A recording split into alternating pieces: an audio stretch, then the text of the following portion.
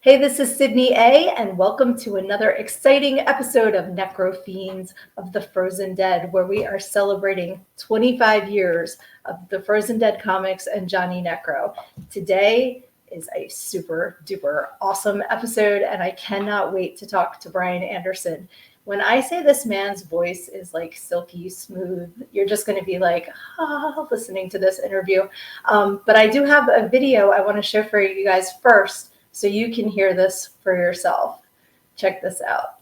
Hey folks, this is Bryan Anderson from BryanAndersonVoice.com. Last year I became friends on Facebook with a gentleman by the name of Johnny Logan Harley, via mutual friend and author, Terry M. West. Now, Johnny happens to be a very talented artist, and just before Christmas he started running his version of Charles Dickens' A Christmas Carol with his characters from Frozen Dead. Currently, Johnny is putting his spin on the wonderful Wizard of Oz, which he releases over at Facebook on the Random Insanity Productions page. I'll put the link down in the description. Now, I'm not a professional photographer, but I think Johnny's work speaks for itself here. When Johnny announced his graphic novel would be for sale, I jumped at the opportunity. Not only does it include the original Christmas story, but he includes material he's covered over the years. The book itself is well constructed from heavy-weighted paper and the binding is solid. Plus, the extra swag made the price tag more than worth it. If you're into graphic novels, humor with your horror, or just looking for some good entertainment, check out Random Insanity Productions page over on Facebook. After all, Johnny's been creating Frozen Dead for 20 years now. Welcome, Bryan. That is so great. And it says 20 years, so that's actually an older video. Yeah, it's hard to believe that's been like 4 years ago-ish. Yes, ish. Well, welcome. I wanted to show that video first because it gives a little bit of the background of how you got connected to Johnny. And you said you were a reader first. So how did you stumble upon Johnny Necro? Well, it actually started. So I was doing these audiobooks for an author by the name of Terry M. West. And wow, I went through a lot of them. He has a brilliant spin on all the old monster stories. Frankenstein's monster, Dracula, the werewolf, all of it. Even the mummy. They're all in there. He has a wonderful spin on them. I mean, they're just brilliant. And he's even tried to pitch it as a movie script or a serial script. But anyways, so we became friends over Facebook with the work I was doing with Terry M. West at the time. And then I got into his. Now, I was never into comics all that much, not as a kid or anything. Again, that's off on the wayside. But I started looking at Johnny stuff after we became friends on Facebook, and I was like, hey, you know what? I can dig on this. This is cool. It was something that kind of just like popped, and it was like, it was something I enjoyed to read, and I still do up to this day. So I had a whole lot of background to catch up on, because that was around the 2017-18 time period, I think.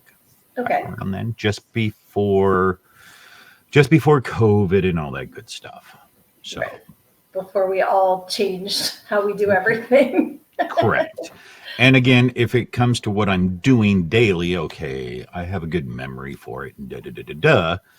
But trust me, I was in Christian school. I cannot remember a damn verse.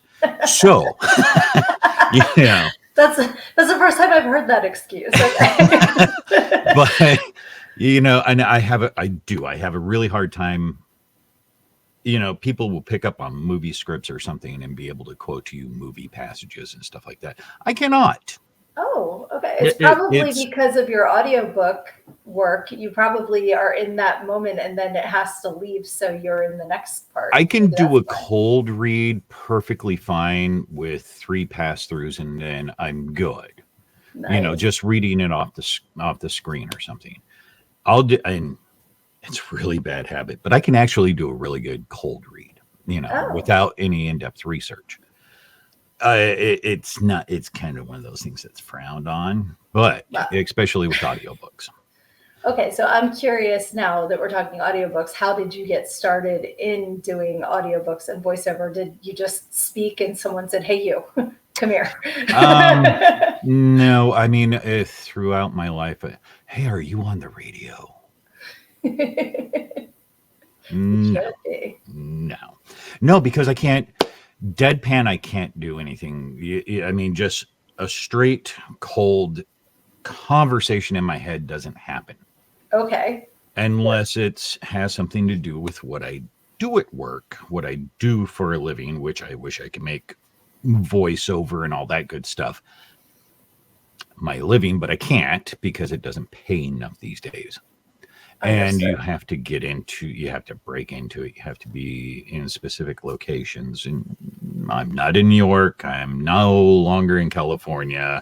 I'm not in Chicago, even though I could be. And I'm not down in Austin, Texas, although it was close at one time in San Antonio. Okay. I'm actually surprised that they don't do that more online these days because you So, sound phenomenal. Like I don't know how the recording goes though. with audiobooks, you can be just about anywhere, but audiobooks, they used to pay, and now they don't pay. Well, they do. It depends. It depends on if you hit the right book in the right genre, then it'll pay phenomenally. And if you build yourself a reputation, and I'm not one for building reputations, I'm more the person that sits in the back Okay. and observes everything and observes. No, how about Observes. observes everything? But and I'm kind of one of the observers. I don't tend to pitch in on conversations until you're absolutely incorrect and you're going way down the wrong road. Then I'll say, whoa, hey, hang on, let's go back this direction. But other than that, I'm kind of more self-deprecating than anything else. I defer to everybody else. I'm not the self-promoter that I should be, and it takes a lot to Yes. do that. Yes. Or you can hire someone to do that for you. And that takes a lot of financial. And I just can't equalize the cost of doing that with where I'm at in life. And it's just like, I don't, these last few years have been really, really time consuming to where I don't have a lot of time to generate audiobooks. I don't have time to sit there and just read and read and read and read and read and read. And it takes quite a lot. People don't realize how much time it actually takes to generate an audiobook, especially when you're doing everything yourself. Oh, yeah. So, I mean, for one usable hour of audio, you can factor that by 5 to 6 times because it'll take you 3 to 4 times to actually vocalize that audio. Then you've got to go through the editing process and then the mastering process. There's a lot of process that goes through it. So by the time you're done with 1 hour, you've easily spent probably anywhere between 5 and 10, depending, because you got retakes and everything else, Right. depending on how the author writes and Okay. how you process that information.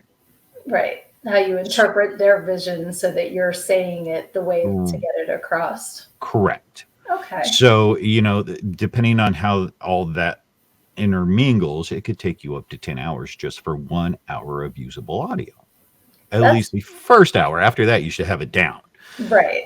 So, but it can take anywhere up to easily 30, 60, 90 days for one book. Wow. Depending on the length of the book. And Depending on the length. So normally, if you have a working life, if you have a day job, yes. you will sit there and you will take 90 days to do an 8-hour book. Wow. This is very good information for me because I'm going to shamelessly promote my book. Hey. Everything I Need to Know I Learned in Go-Go, How a Preacher's Daughter Pole Danced Her Way to Finding Her True Self.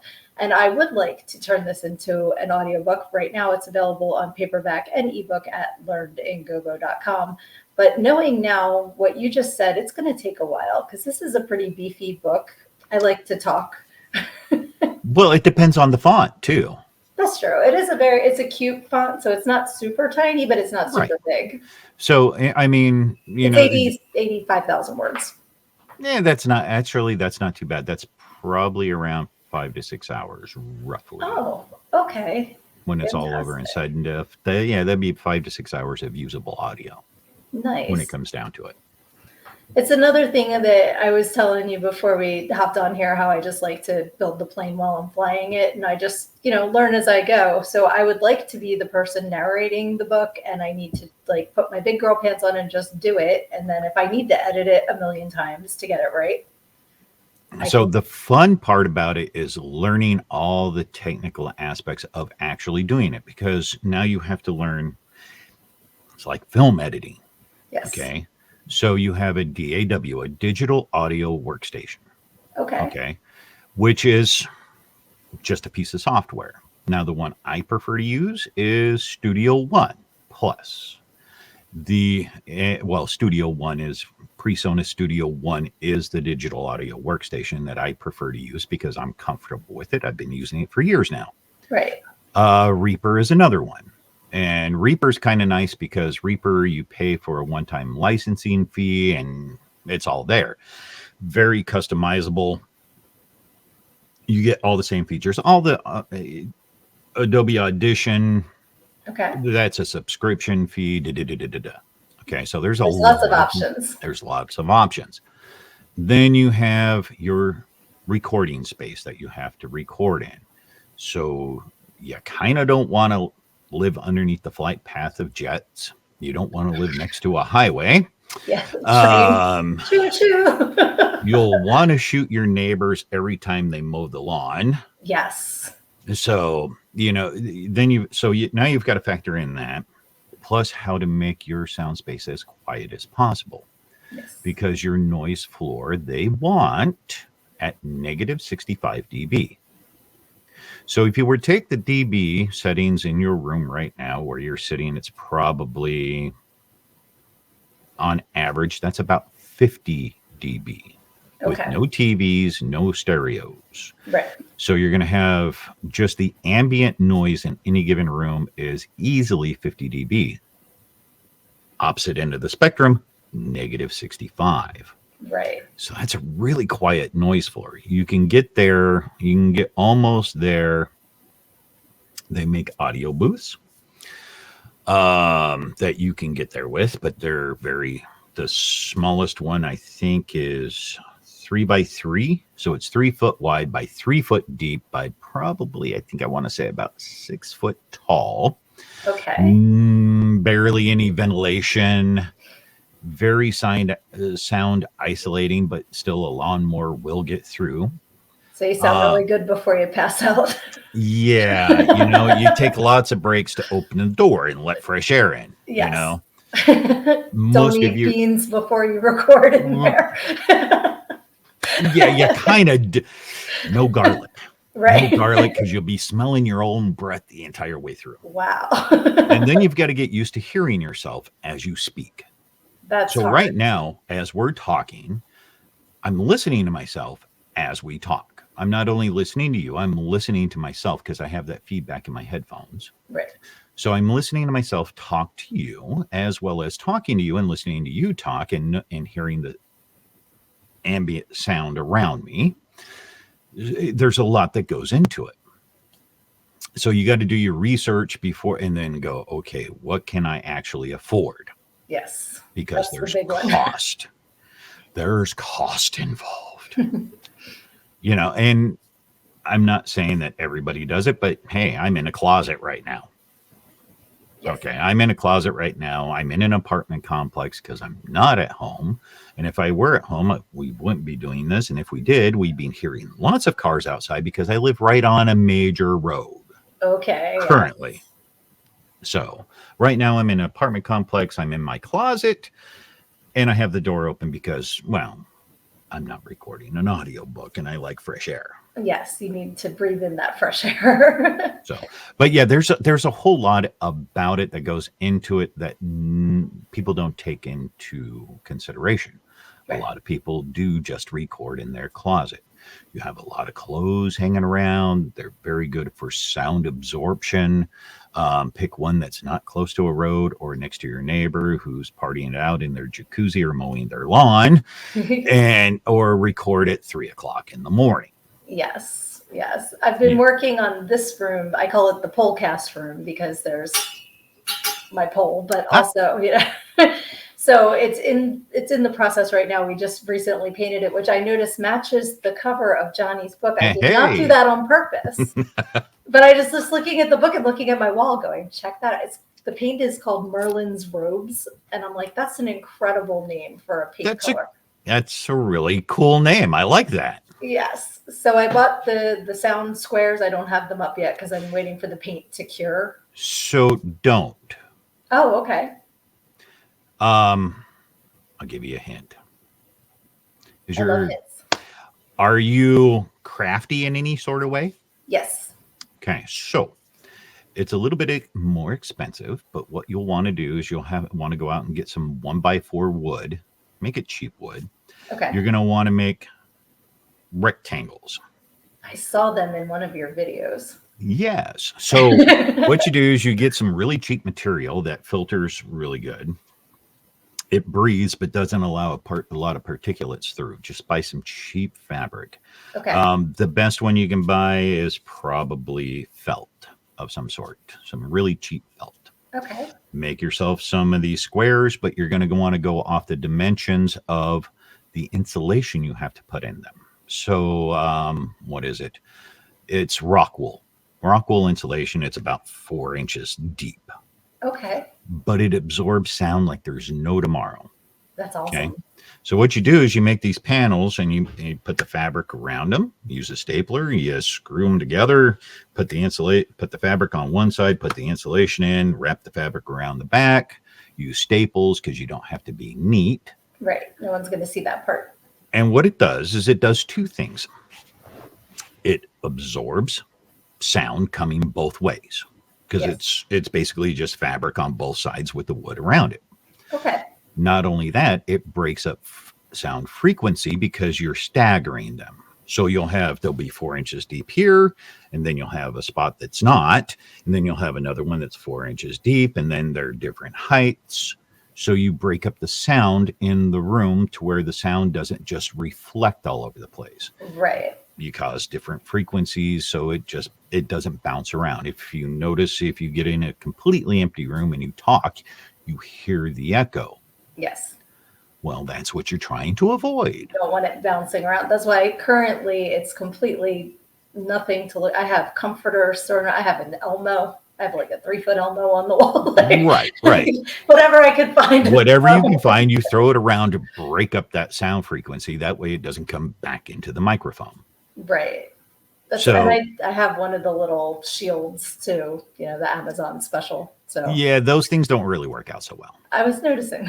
But I mean, the foam squares you got, what they do is they help break up the frequency. So you put those in between the wood panels.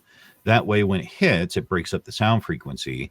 The panels themselves that you're going to build and hang on the wall, however you choose to hang them. I just put screws in a stud and hung them up with wire. That's all I did. But you hang them up in between. You put the squares. Don't glue them onto the wall because they will peel the paint off. Yes. FYI. Yes. And then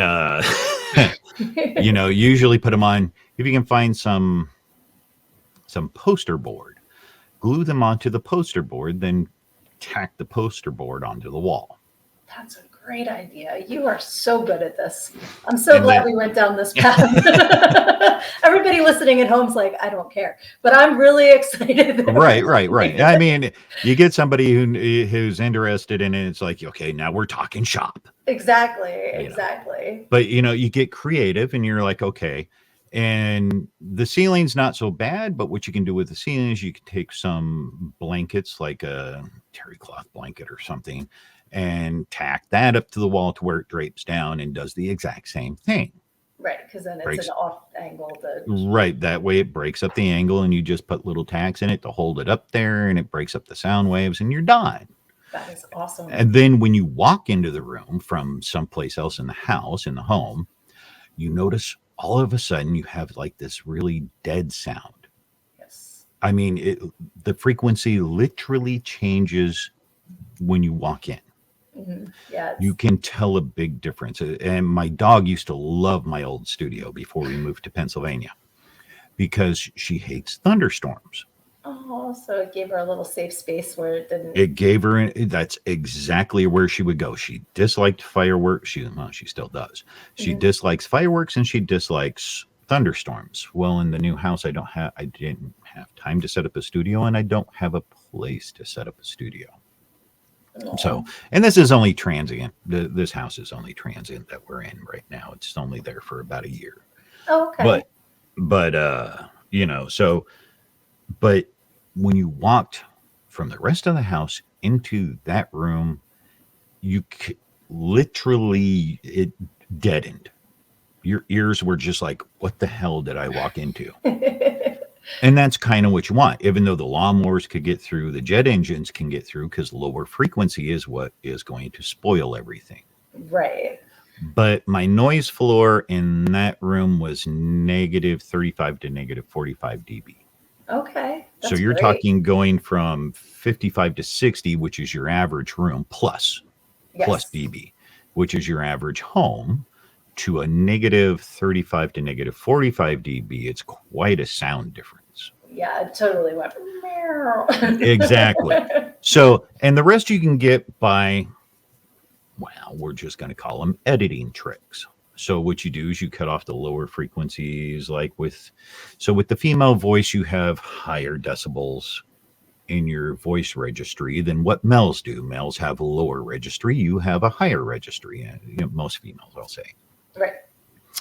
And so what you can do is you cut off the frequencies, usually below 100 hertz.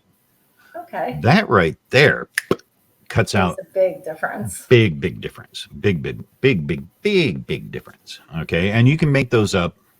So I set up different little sound things, and I did one for my friend who runs a podcast. I did it for a couple of them, actually. I set up different little presets, Oh, okay. to where when they do their podcast, either live or after the fact, they can run it through these little presets, and it adjusts everything for them. That's so cool. So it's like, okay. And should I charge? Probably, but they're friends. Do I know? Exactly. I'm Takes the same way. it takes a little bit of time to do it, to get it just right. It's like, okay, here, this is what you need to plug into, and I'll spend hours running them through it, doing kind of something like this, either through SteamYard or through the other ones, Zoom or something else. Discord and all that. Discord, So many whatever, now. Yeah. and I'll share my screen and show them how I'm setting it up and where to plug everything in at. That way they can follow along. And when they're done, okay, this is all you have to do. Do your editing, then run it through this, and then you can release your podcast, and away you go. Have a nice day. That's great, because it's funny. This whole conversation I was thinking of when I did my podcast on Thursday night. I just decided to go live. Normally I pre-record and then I can edit it and everything. And I was like, I don't really have a guest, so I wanted the comments to be the guest. So I'm like, I'll just go on live. And I'm almost done, and all of a sudden it sounded like the house was going to fall down. One of my kids got in the shower, which was on the other side of this wall, and I was like, oh my God. Yep. Because I was live. If I had bone recording it, no one, as soon as I'm live, the dogs start barking and the lawnmower goes exactly like what you said. So as soon as and when you start doing it, when you start actually doing something audio wise, like a podcast or something, you start noticing all the noise that's around you that you never noticed was there to begin with. It's like when you're on an airplane and then you notice that it's like, oh God, now I'm stuck with that germ. Right. And you're like, oh my gosh, where'd all this noise come from? It's like an eye opener. Yeah, it's like an eye opener. It's like, my gosh, the world is so noisy, and we make it that way. Yes. It's like the filter says. I actually talk about this in my book too, about what you focus on is what comes into your brain. So when you buy a red car, it seems like everyone on earth is buying a red car. Like, where did they all come from? But they've always been there. Right. You just weren't filtered for that. So now when we're filtering to do an audio project, it's like audio. Now, see, audio to me is really quick because I've got the editing process down. Right. Video editing, I don't have that process down. It's a lot like audio editing, but you have to watch and listen at the same time and Yes. try and balance things out. You know, you're still looking for the same stuff, but it's a little different because it's audio visual. Right. So, Well, and that's where I'm stuck at now is I'm doing this video editing for the stuff that we shot a couple of weeks ago. I was just going to merge on over into there and say, well, speaking of video editing, I know that you and Johnny just were working on Killer Cox. Well, I mean, I did. What was it? I think it was 3 years ago. Maybe, yeah. I think it was 3 years ago. Maybe it was only 2 years ago. I did the actual audio, and it's on YouTube for Johnny's first book. Yes. You know, the first one. So we did the whole storyline, and what was it? Is that when you do Leonard's voice? Yes. Your Leonard laugh, I love so like that little laugh. I was tickled. I love Well, see, it. and that's one thing that Johnny pointed out. He goes. It's that little tiny laugh that Vincent Price does. That little tiny, and I'm like, okay. So I when he said that, you start listening to people. Yes. Okay. So when you're trying to mimic someone, when you're saying, oh, it's just like this. Okay. So you start listening to that. And Vincent Price's little giggle was just like that. Yes. You know, and then I think it was last year. He was doing something band wise last year. It might have been a year and a half ago. And it was like, okay. He goes, I want you to do the Vincent Price monologue out of Thriller. Oh, okay. Darkness falls across the land. Right. Yeah. And I'm like, okay, but I want to do, and I was doing some audio courses at the time. And I'm like, I want to do something a little different. Something, you know, it's almost like backmasking. Okay. And he's like, okay. So I sent him that. I did it. I was working out in Illinois at the time. I came home during the weekend. I think I was working out at Illinois. No, that was last year. I think it was just before no, it was last year. So I came home and I did the monologue and everything, and I worked on it for a couple hours and I sent it over to him. I think it's still on my G drive, my Google Drive. But something happened and he hasn't picked up on it since. But it still sits there, and I'm like, okay, I'm kind of happy with what I did with it. Awesome. I like it. So.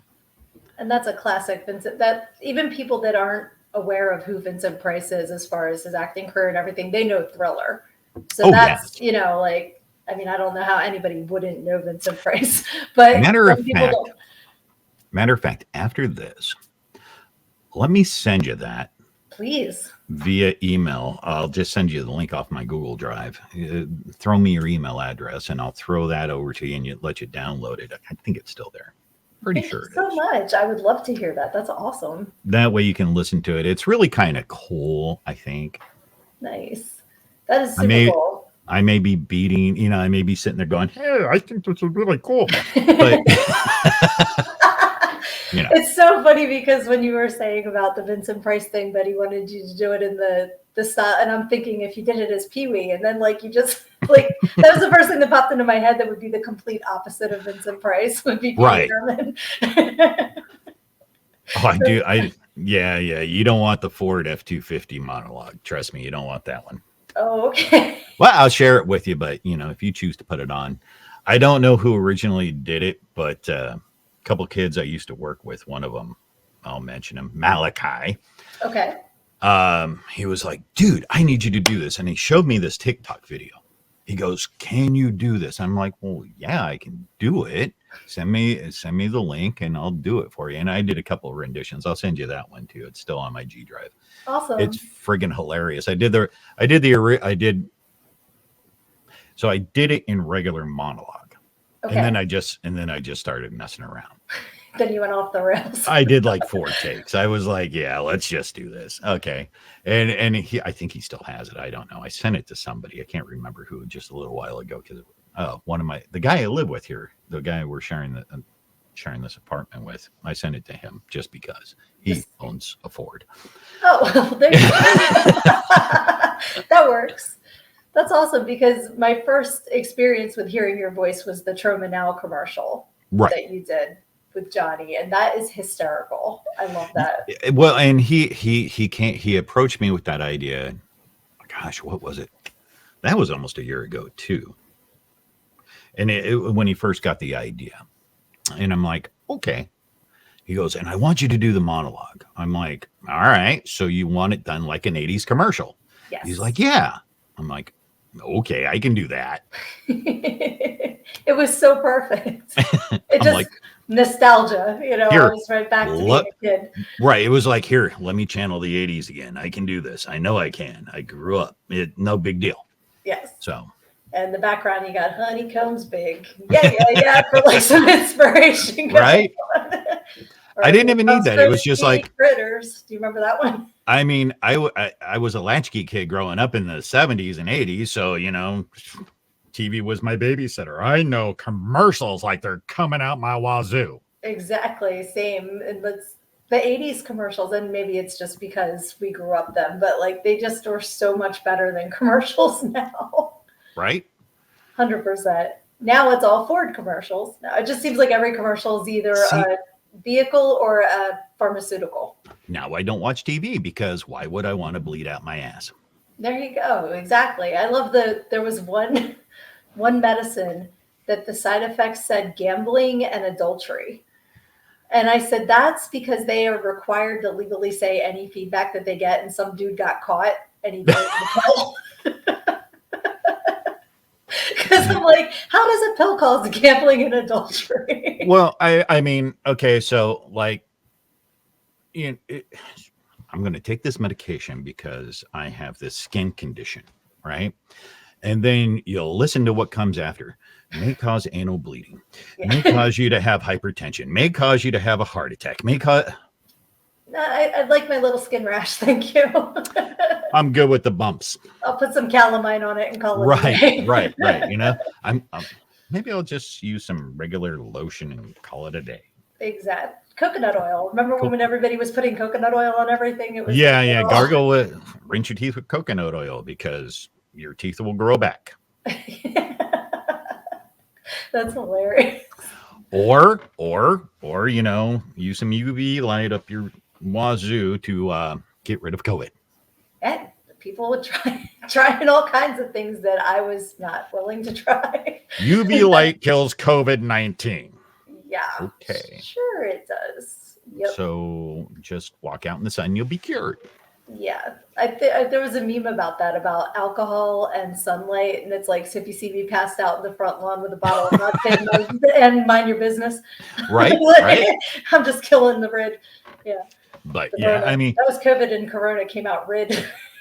But I mean, if you ever watch any of the old 80s commercials, they're great because they are so misleading.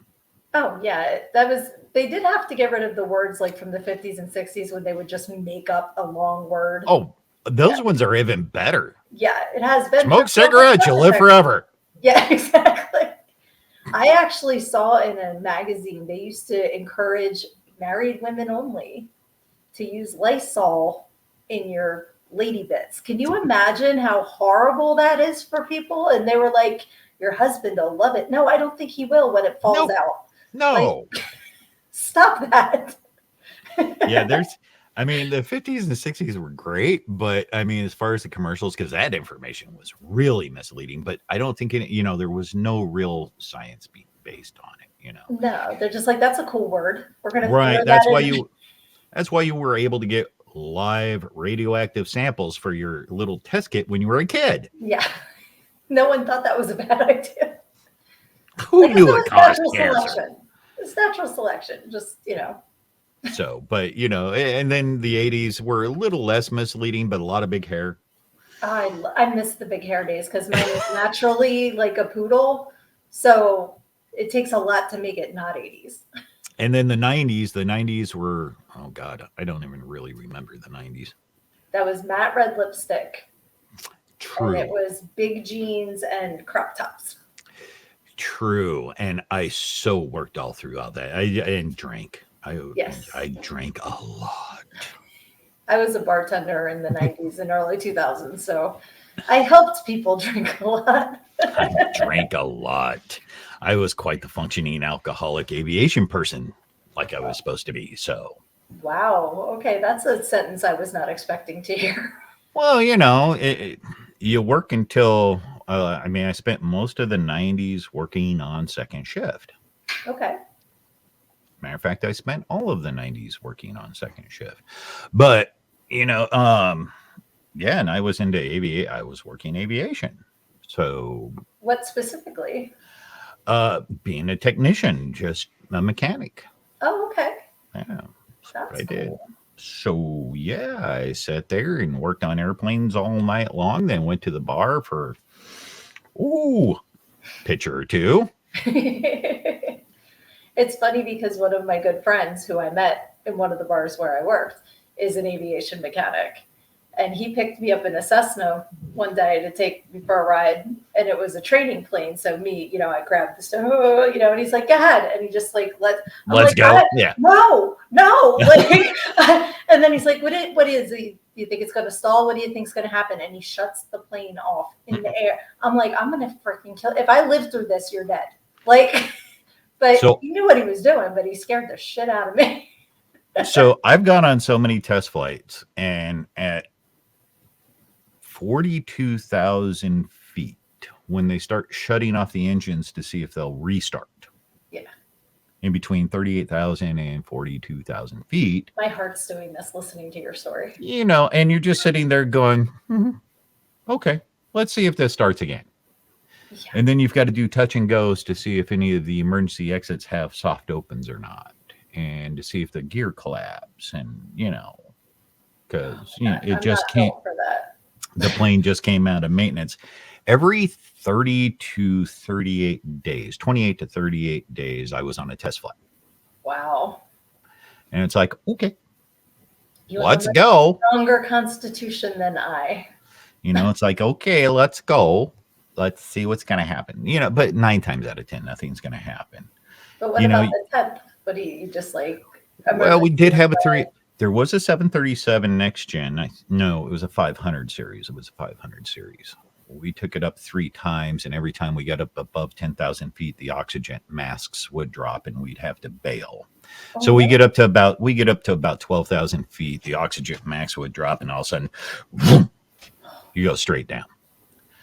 So to get below 10,000 feet. Well, the reason the oxygen mask drop. Okay, so as you go up in altitude, the oxygen gets thinner and thinner, right? So it's not bad if you're taking a slow approach, right?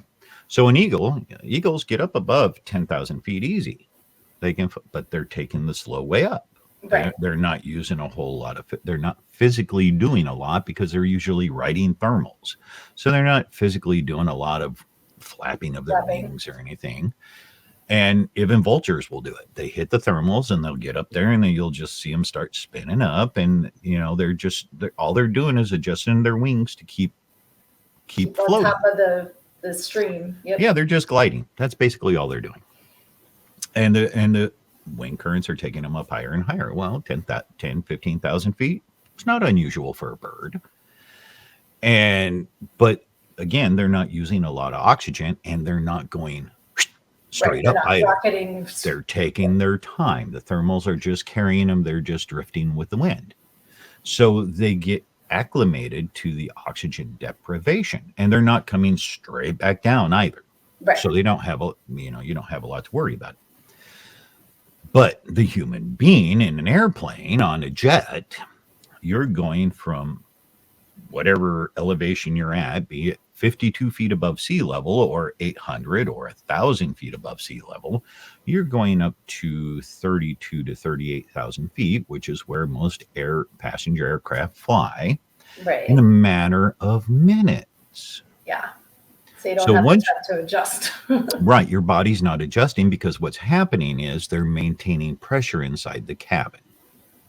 So you're maintaining a certain pressure, usually about sea level, about 32 psi inside the cabin. Okay. That way the oxygen molecules stay condensed. You can breathe normally. You don't need breathing assistance, especially above 10,000 feet and above. But what happens is if your outflow valve is not working correctly and it's not maintaining the pressure, an alarm goes off. Right. And it's automatic. Your oxygen mass drop and the pilot's going to go nose down. Okay. To get below 10,000 feet. Right. And if you're at 32,000 feet, to get below 10,000 feet takes about 3 seconds, 3 to 5 seconds, because they're going to nosedive. Yeah. That's exactly what they're going to do. They're just going to tip the plane over and go down. And then pick it back up and go. As you're coming down to that 10,000, they'll start breaking the dive. Right. But the idea is to get you down below that threshold to where your body, because what'll happen is if you have rapid decompression, you'll pop your eardrums. Right. You won't have any air to breathe. You'll suffer from, I think it's hypoxia, is what it's called, a lack of oxygen, because there's not enough oxygen there for you to breathe. You'll suffer from hypoxia in a real quick, and it's happened. Payne Stewart? Can't remember the golfer's name back in the 90s, early 2000s, whose plane went through a rapid decompression and the pilots died right there along with him. Oh my And gosh. I think it was a Lear. I think it was a Lear that it was in. Don't quote me on that, but I think it was a Lear. Wow. And the Lear was on autopilot, and it just continued to fly until it ran out of fuel and crashed. That's horrible. Luckily, it wasn't in a populated area. Right. But him, his family, and the pilots all perished due to this. And basically, I mean, it happens. It's rare. It's rare, but it does happen. Yeah. But when it does happen, you'll know about it. You'll bleed out your ears, and it's kind of not a real fun experience. And that's one of the things that happens in aviation when you're on a pressure test on the ground. They bring it up to about 2-3 psi, the cabin. Okay. So that's above whatever altitude you're at. So if you're at 800 feet, you're probably at about 28 psi, given the altitude. So they'll bring it up to about 32-33 psi inside the cabin. Right. To help you adjust.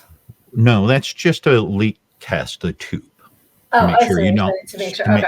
Right, because if you have a leak, it's when you pressurize the cabin, it's going to blow out of the cabin wherever the leak is at. It's like testing an inner tube. Okay. Gotcha. Okay? You put air in the inner tube.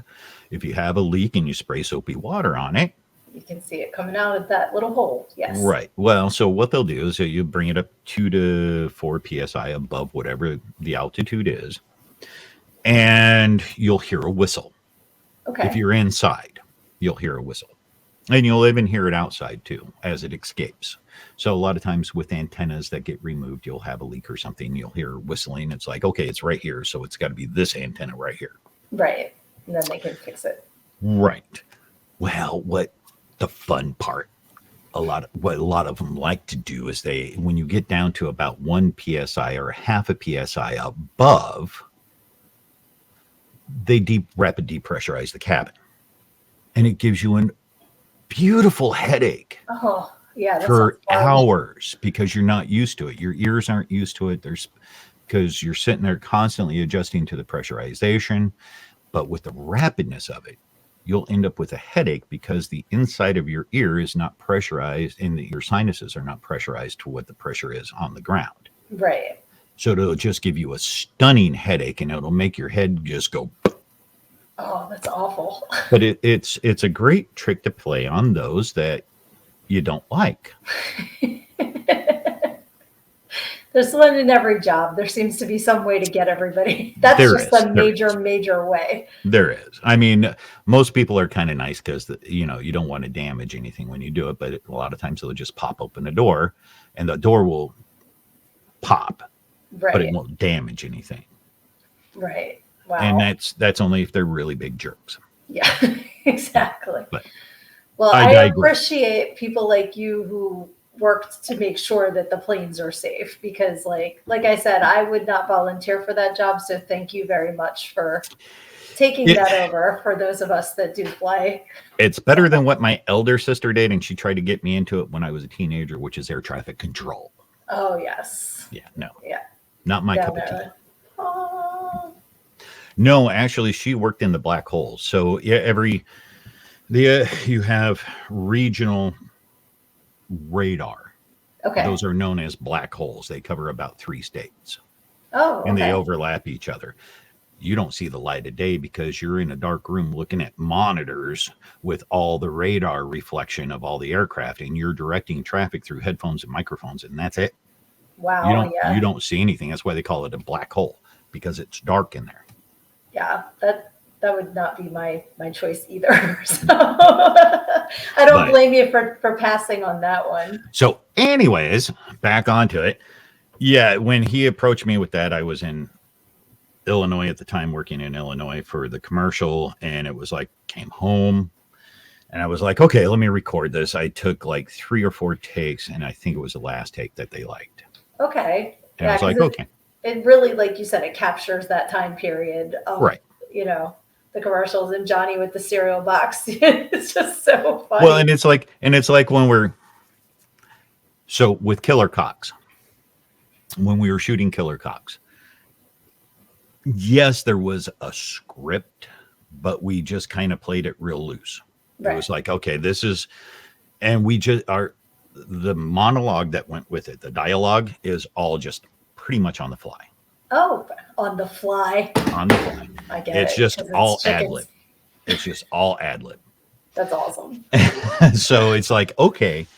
And then we did one, and that one was, we did actually 3 in 2 days. I was going to say, you guys packed a lot into that weekend. Yeah. And Killer Cox took the longest time. So that took almost all day long. And then we did the other one. And that one was really dialogue heavy. Oh, okay. And I had like 0 time to read any scripts. Okay. So it's like, okay, yeah, I hashed the dialogue big time on that one. Like I said, I'm good at what I do, but if I have to memorize anything dealing with dialogue, forget it. I would have made a horrible actor. I mean, just horrible. That's funny. Well, you have to play to your strengths. I can ad lib like going out of style, but if you want me to go a different direction to where I have to memorize something, anyways, Yeah, learning dialogue can be tricky, especially if you have to have it exact for it to make sense for the next person. It's like, oh no. if I have time, then yes, I can. But I work a lot. I mean, a lot. Yes. So. Yes. Well, for those who aren't familiar, give us a little background on Killer Cox, just when you thought it was safe to go back in the coop. I'm not really sure how Johnny got into this one. Again, we're talking, and I make a lot of jokes about my memory, right? I can my memory is what it is. Stuff like that just doesn't stick. Just doesn't retain. Well, I'm going to be talking to James a little later today, so watch that episode, and I will ask him specifically how he and Johnny got on. Right. So I don't know. I can't remember exactly how Johnny came onto that, and he's like, "Dude, I've got this thing here going on," and he goes, "I want you to be part of it." And I'm like, "Okay." He goes, "This is what I'm thinking." And James is kind of on board with it. And I've been running it past James, and James is like, "Yeah, okay." And it just kind of evolved. Yeah. And it's like, okay. And then it became this whole other monster.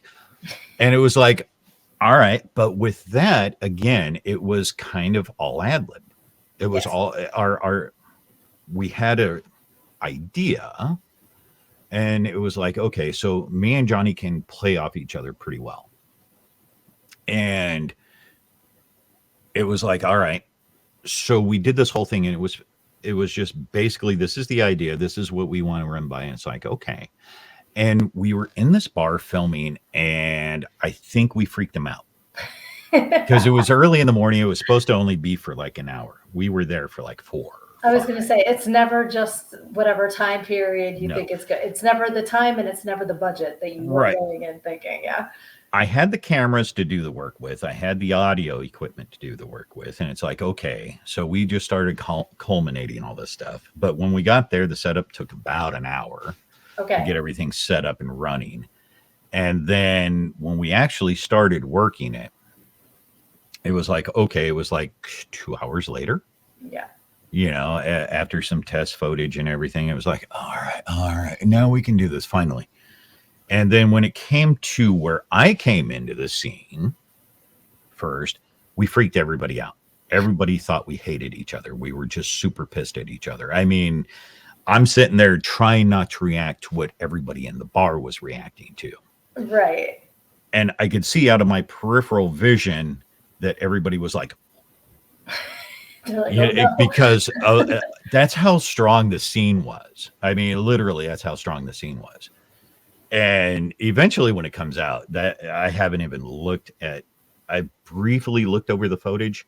I haven't done any editing of it yet or any of that stuff. I've been working on another thing, and it's just like I call it the Edwin movie. The Edwin movie. I've been working on that one mainly, trying to piece together that one there. Gotcha. I can't even remember the name of it. See, I told you stuff don't stick. It's okay. That's why Johnny gave you the title. What's the title of the movie? Oh,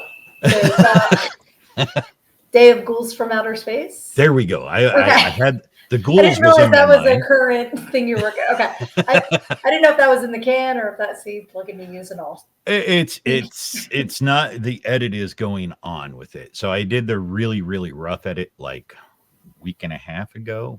Okay. And now I'm tweaking out the edit today. Whether or not I'll be done with the edit today, I don't know. But I'm trying to. Well, whatever amount of time you think it's going to take, multiply that by 4. Right, you were saying. I've got most of the rough edit done, so I'm just tweaking that and doing that. And then I'll run the audio and do all the cleanup on the audio after the fact. But I'm like, okay, first I cannot wait to see the scene of you and Johnny in the bar. But when we get through Killer Cox, I want to hear more about Days of Ghouls from Outer Space. That's a long title. It is a long title. Like me, with everything I need to know, I learned in Go-Go how a preacher's daughter pole danced her way to finding her true self has no business talking about anyone else's title lengths because I used all the words. But I loved seeing the posts on social media when you guys were filming because it was just fun to follow along and see your process. Technically, I had my hands filled that day, so I couldn't do a whole lot of, socializing because I had a lot of moving parts. Moving parts. Chickens are quick. So, and I'm like, okay, trying to keep the audio going, getting, with the camera, our cameraman, trying to keep him on par and all this had a lot of moving parts at the time. So I didn't have a lot of time for the phone. Right. And it was like, okay, so Johnny had time for the phone. So we're good on that one. He got the social media out there. Yes. But, it was like, all right. But yeah, when we filmed that scene, it was like I said, it was really hard to stay in character with the reaction of everybody else going on.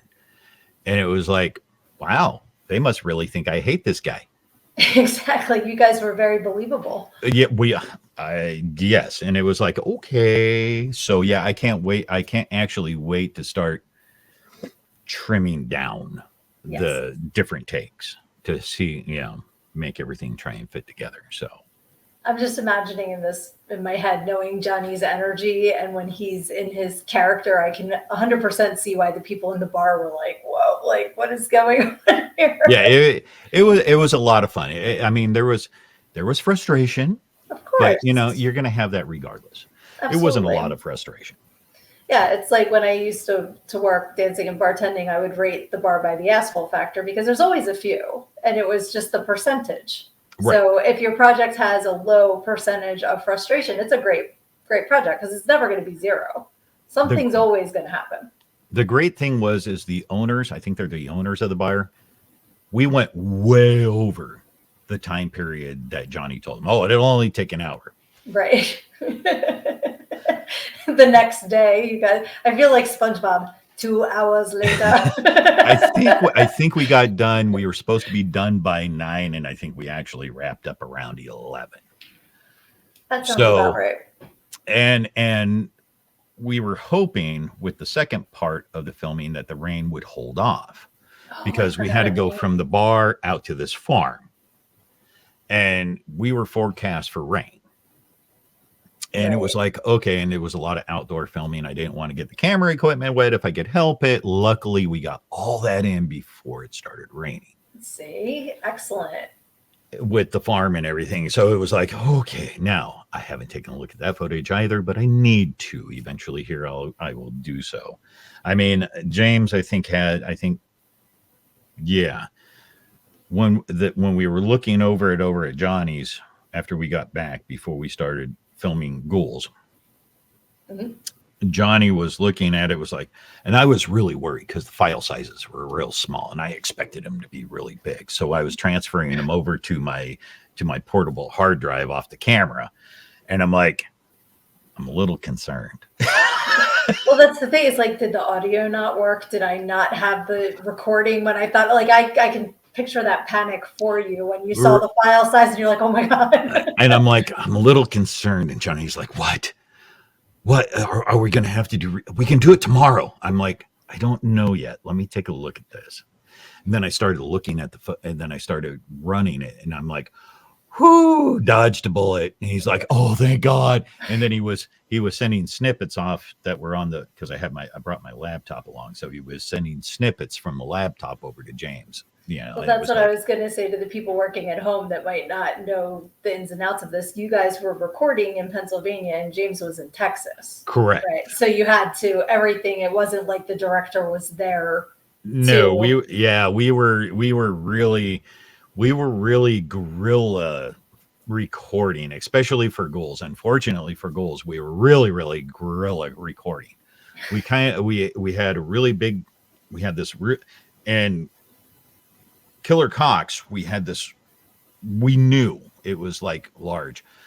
And for Ghouls, that probably I have the mind of a 12-year-old boy. So you're talking about Cox and it was really large. And I just right. I'm sorry. Yeah. I'm inappropriate. Go ahead. As soon as you started giggling, I'm like, yeah, that was a faux pas. Yeah. Talking to half a Beavis and Butthead. It depends on the day which one I am. It completely understand. So, but we had this again. You're very large. We had this scale that we were doing. So, but there was a lot of pre-planning ahead of time. Okay. But with Ghouls, it was like, I don't know, 2 weeks, I think, wow. Maybe. And it was like, okay, so, and then with the other one, it was just like, hey, Aaron asked us to do this if we can sneak it in. And it wasn't a large piece. Luckily for Aaron, it wasn't a large piece. Now, I haven't really taken a look at that footage. We just sent that to him raw because he was like, no, I'll take care of everything. I'm like, okay. Is that Aaron that also does the Legend of Bloody Bones? That was for Bloody Bones. Yeah, the Legend of Bloody Bones. Gotcha. Yeah. So it went Killer Cox, which was like almost all day long.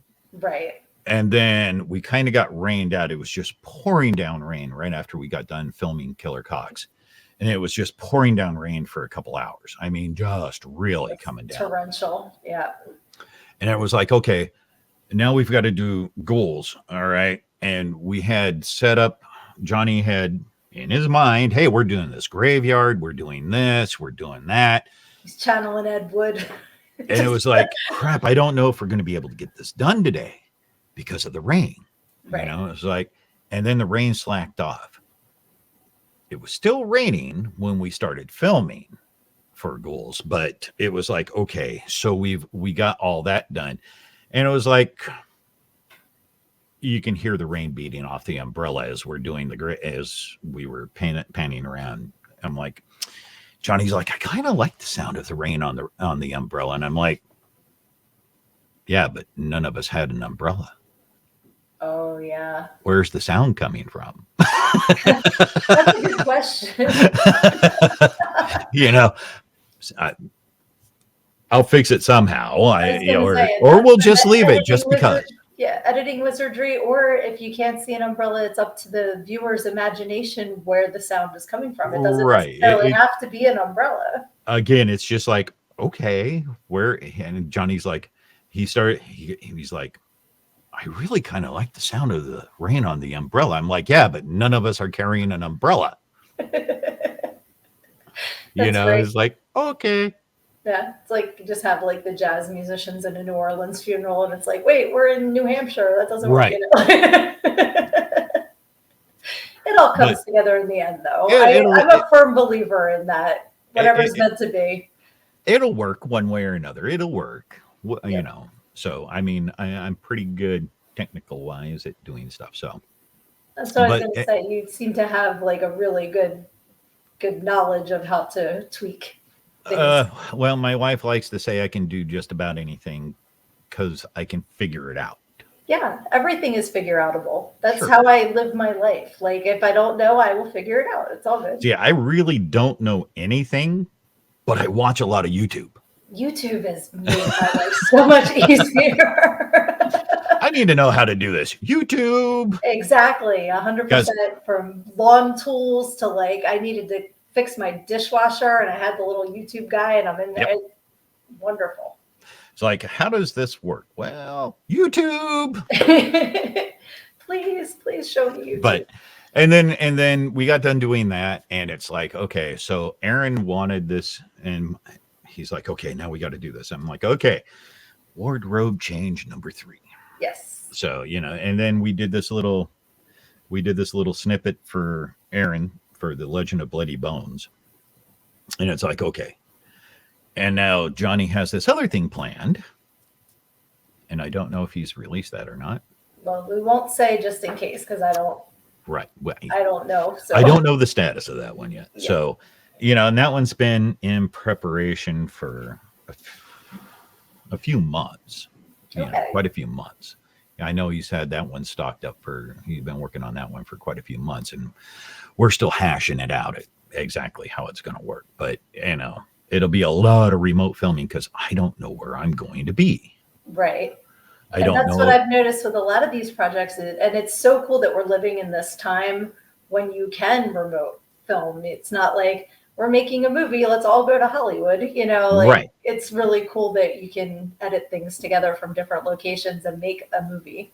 Right, because I don't know if I'm going to be here. Don't know if I'm going to be here, which is Delaware at the moment, or if I'm going to be home, which is Pennsylvania, or if I'm going to be in Little Rock, or if I'm going to be in South Carolina, or I don't know where I'm going to be here in the That's a lot of very different options.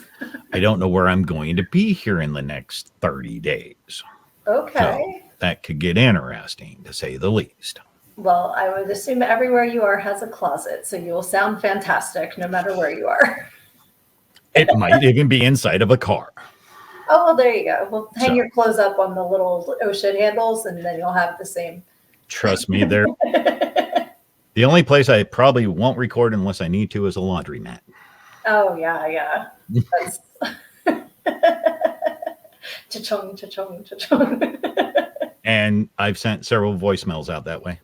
I believe it. Sometimes you have to. Yep. So, but but again, it's like with Aaron's. Okay, we just had this little snippet. So it was like we got done with Killer Cox, we got done with Ghouls, and then it's like we got back to Johnny's house, and it's like, all right, third costume change. Let's go ahead and do this. And it was just a little snippet to be done, and it was like, all right. And the smaller ones are the hardest ones to do.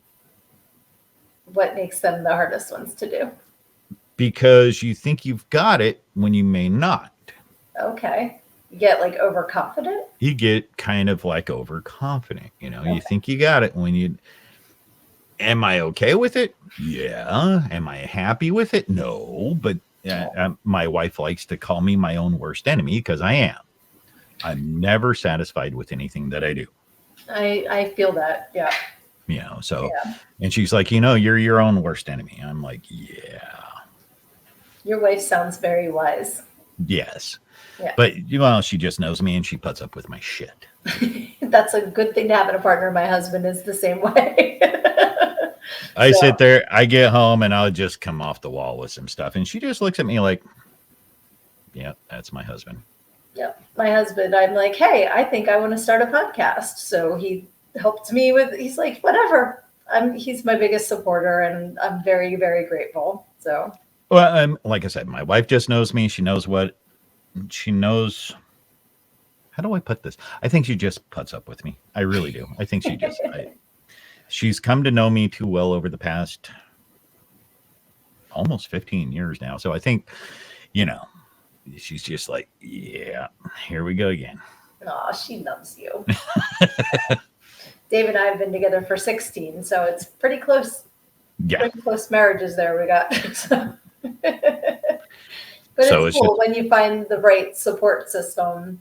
It's amazing. And that's one thing that I've been noticing the more I meet everyone connected with Johnny is he supports everyone the same way like we're describing our spouses, like warts and all. He's just like, I love you. I'm going to help you, Yeah. I mean, and that's, with Johnny and I mean, hell, like I said, we met through Terry and West. And I started doing, and it was the time that he was doing the claymation. It was just right about the time he was doing the claymation during COVID. And it was like, you know what? I like this shit. It's cool. And I started sharing it on my Facebook. Okay. That's awesome. And while we're talking about sharing, I do want to share Johnny's link for anyone who wants to pick up a copy of any of the books. I have the 24th, this is 24 years Frozen Dead Volume 11. Yep. And you are in this one. I am. Which is awesome. You are in it in several spots. Let's see if I can get it in the one. You're right there. Yep, that's me. And you're up there with Brett. And then I know you're on other pages too, because you're like hiding under the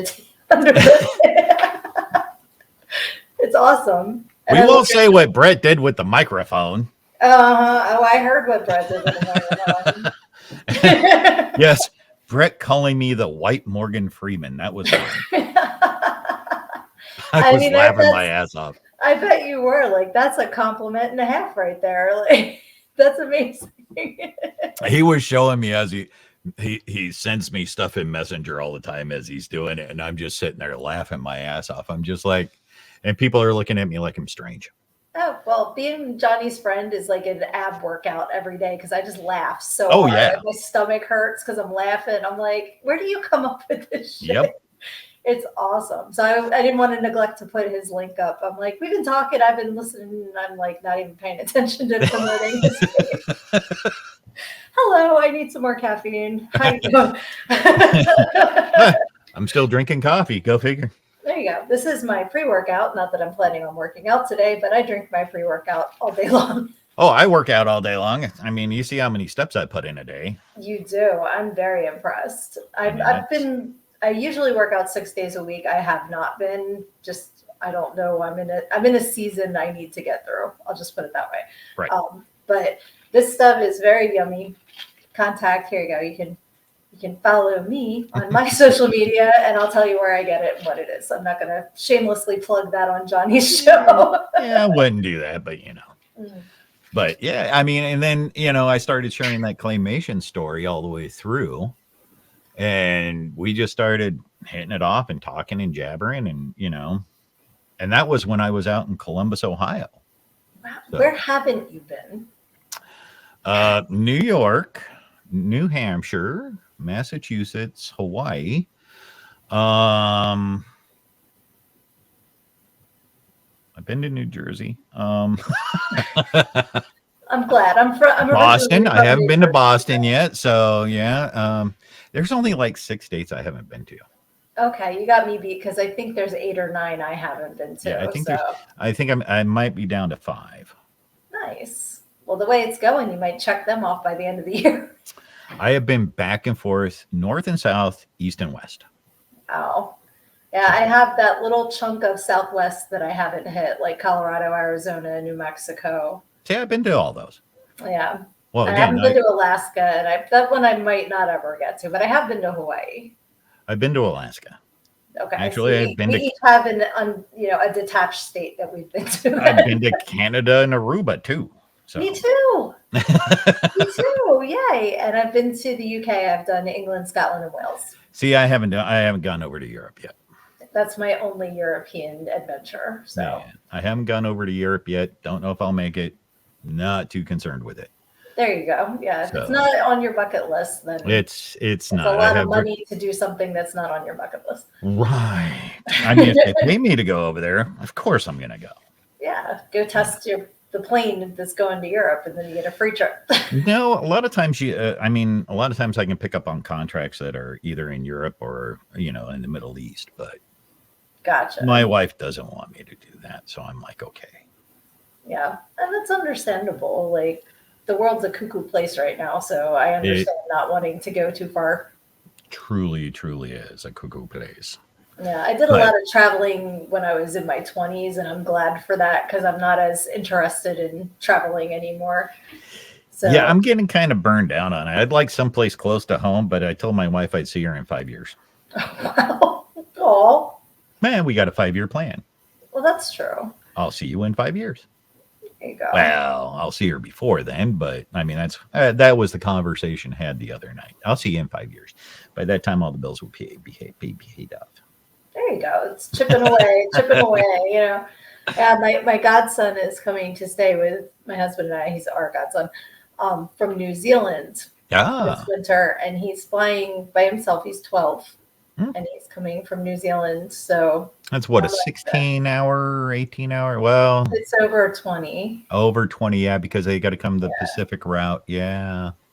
Yep. So that's a long time. See, and I'm on a plane 4 or 5 hours and I'm done. So I'm like, God bless you, kid, because I would not be able to do that. Yeah, I used to fly all over the place. I don't anymore. I'm just like, I'm good. You used up all those checks. They're all checked off now. Like, yeah, I'm good. I mean, I used to go to Vegas from Seattle every year, back and forth.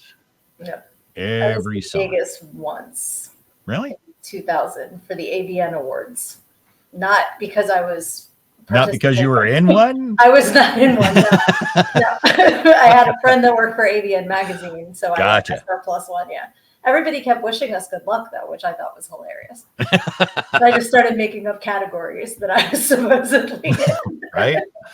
No, I have not been to Vegas for the AVN Awards, just to put that out there. It was an adventure, yeah. Yeah, I got in a fight with a Pepsi machine because it wouldn't give me my Mountain Dew. I was very trashed. So great thing about Vegas. We did this. So I used to go down there because I used to play darts semi-professionally. Oh, well, that's interesting. So we used to go down there for a dart tournament for, the national dart tournament every year and every summer. And the last year I went, I decided I wasn't playing darts. I was down there for 2 weeks. Okay. And all I was a bum for 2 weeks. I was like, okay, I'm going to be a bum for 2 weeks. To hell with it. I don't care. I was getting paid. Don't care. There you go. So instead of going and, getting your free alcohol at the one-armed bandits or at the tables, what you do is you go into the little convenience stores, you get yourself a bottle of your favorite beverage and one of those little shot glasses, pour it around and walk around the streets of Vegas, drinking your ass off. There you go. I'm so bad. But yeah, that's exactly what we did. I mean, we do those little, shot, 2 or 3 of those little shot bottles, dump some of it out, walk around all day long. Yeah, well, I mean, the people watching in Vegas is phenomenal. Oh, so yeah. There's so much to watch and not spend a dime. Just like look around and take it in, You pay for your hotel and call it a day. Yep. We stayed at this dirtbag hotel because we were like, why are we going to spend all this money for the Venetian or whatever when we're just sleeping there? We're not, so we got this. It was right across from Treasure Island. So we'd go to Treasure Island for the buffets. And I got in a fight with a pirate at Treasure Island. Okay. Because we were from Jersey and she lived in California, and it was right when you couldn't, I quit smoking years ago, but it was when we both still smoked and they started banning indoor smoking.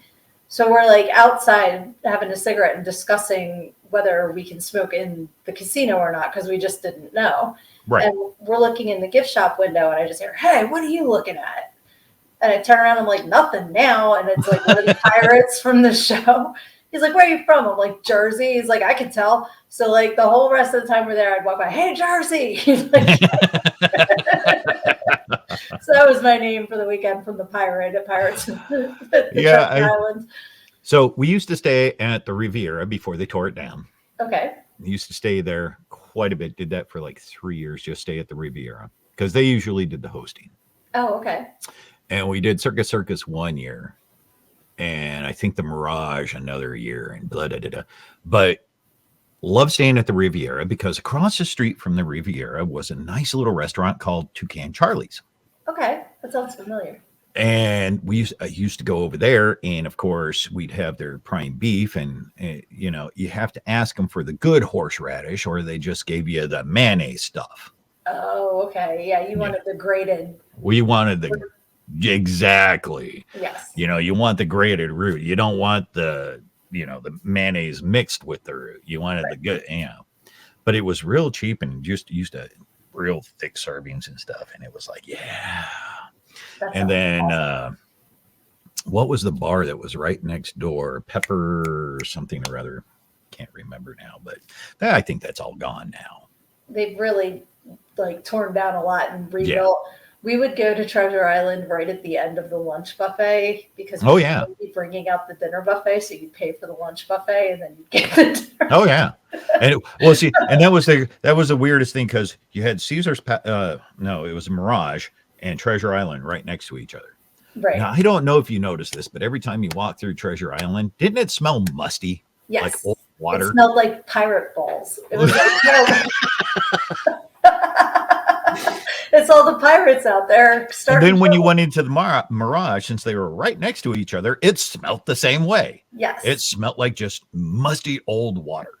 And the Venetian where they have the gondola men, like that, it smelled like a water park kind of because they had Now, I'm used to that smell because I'm a guy and I have sweaty balls. But because you're a pirate? Are you a pirate, Brian?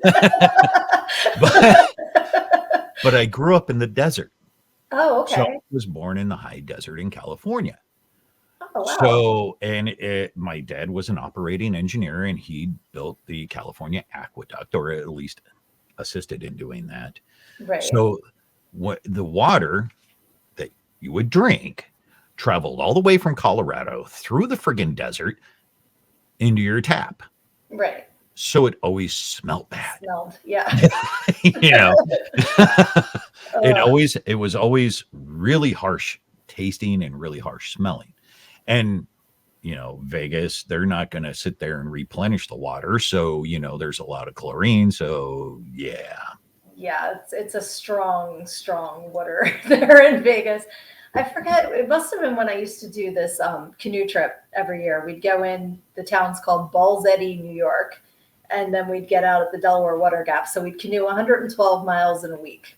Right. And it was a lot of fun. But the first campground where we'd put in had a pump and we'd have to fill our canteens. And it was like sulfur water. It smelled so bad. Oh, yeah. It was terrible. It's like, I don't want to drink hard boiled eggs. Yeah. When I lived in Savannah, Georgia, the house I was in at the time, it had a well. Mm. And the well was lots of sulfur. Ugh. Oh, yeah. So, you would treat it because you have to treat it. And then you get about a month or two out of it without it smelling bad. And then you got to treat it again. Right. Then it's like, I'm back. I'm back with a vengeance. Deviled eggs. Yeah. Yeah.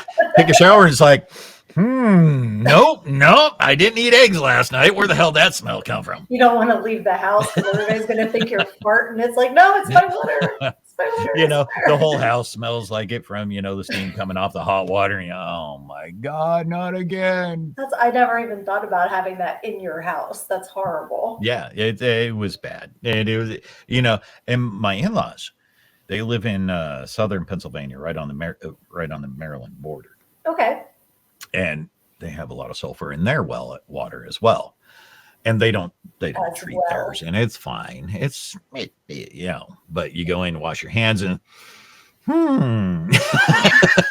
It's like, I don't like that. But maybe why once do you're my in it, you get nose blind to it, probably, I would think.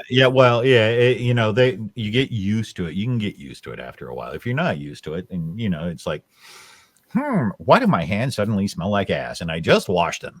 Yeah, it's like living next to a farm and then like you don't smell the manure anymore, but people coming over are like, dang. So now that you said living next to a farm, don't live in Delaware. I live actually very close to Delaware. So. Well, this portion of Delaware has a lot of chicken farms. Okay. So there's a lot of chicken manure. It smells like chicken manure. Yeah, chickens are nasty little critters. I actually had a pet chicken in college until I got caught and they made me take it out of the dorm. But my roommate and my friend and I went to the feed store and they had baby chicks for like 50 cents. So we each bought one and thought it would be a good idea to keep it in the dorm. So Cosmo, Gizmo, and Alex were the chickens. Yep. And then we had to give them to a local farm and they got eaten by a fox. So it was very sad. But yeah. It was fun to have a pet chicken for like a week. Cycle of life. It was. Exactly. Cycle of life. So I'll give you a teaser. I think it's okay. Okay. So when we were filming Killer Cox, listen to that. When we were filming Killer Cox, Johnny did this scene, and it was like, okay, right? And he had this chick. I think the chick was like, 3 days old. Oh, little baby. Right? And he had it on his face. And I thought to myself, that's not a good place for a bird because birds really don't control where they go to the bathroom at. Right. They just go whenever they have to go. There's not really any good control there. They're kind of like fuzzy Pez dispensers. It's like in and out. Yeah, and I was thinking to myself that way. So yeah, there's some footage there. That's all I'm going to say. Oh no, it all went to shit. It was a brilliant take. I'm going to say that much. I love that you have it. It's on film, so even if it never sees the movie, you have it. I'm like, I got it. He was like, you weren't filming that, were you? I'm like, oh yeah, I got it all. Oh, yeah. I'm a professional. I film everything.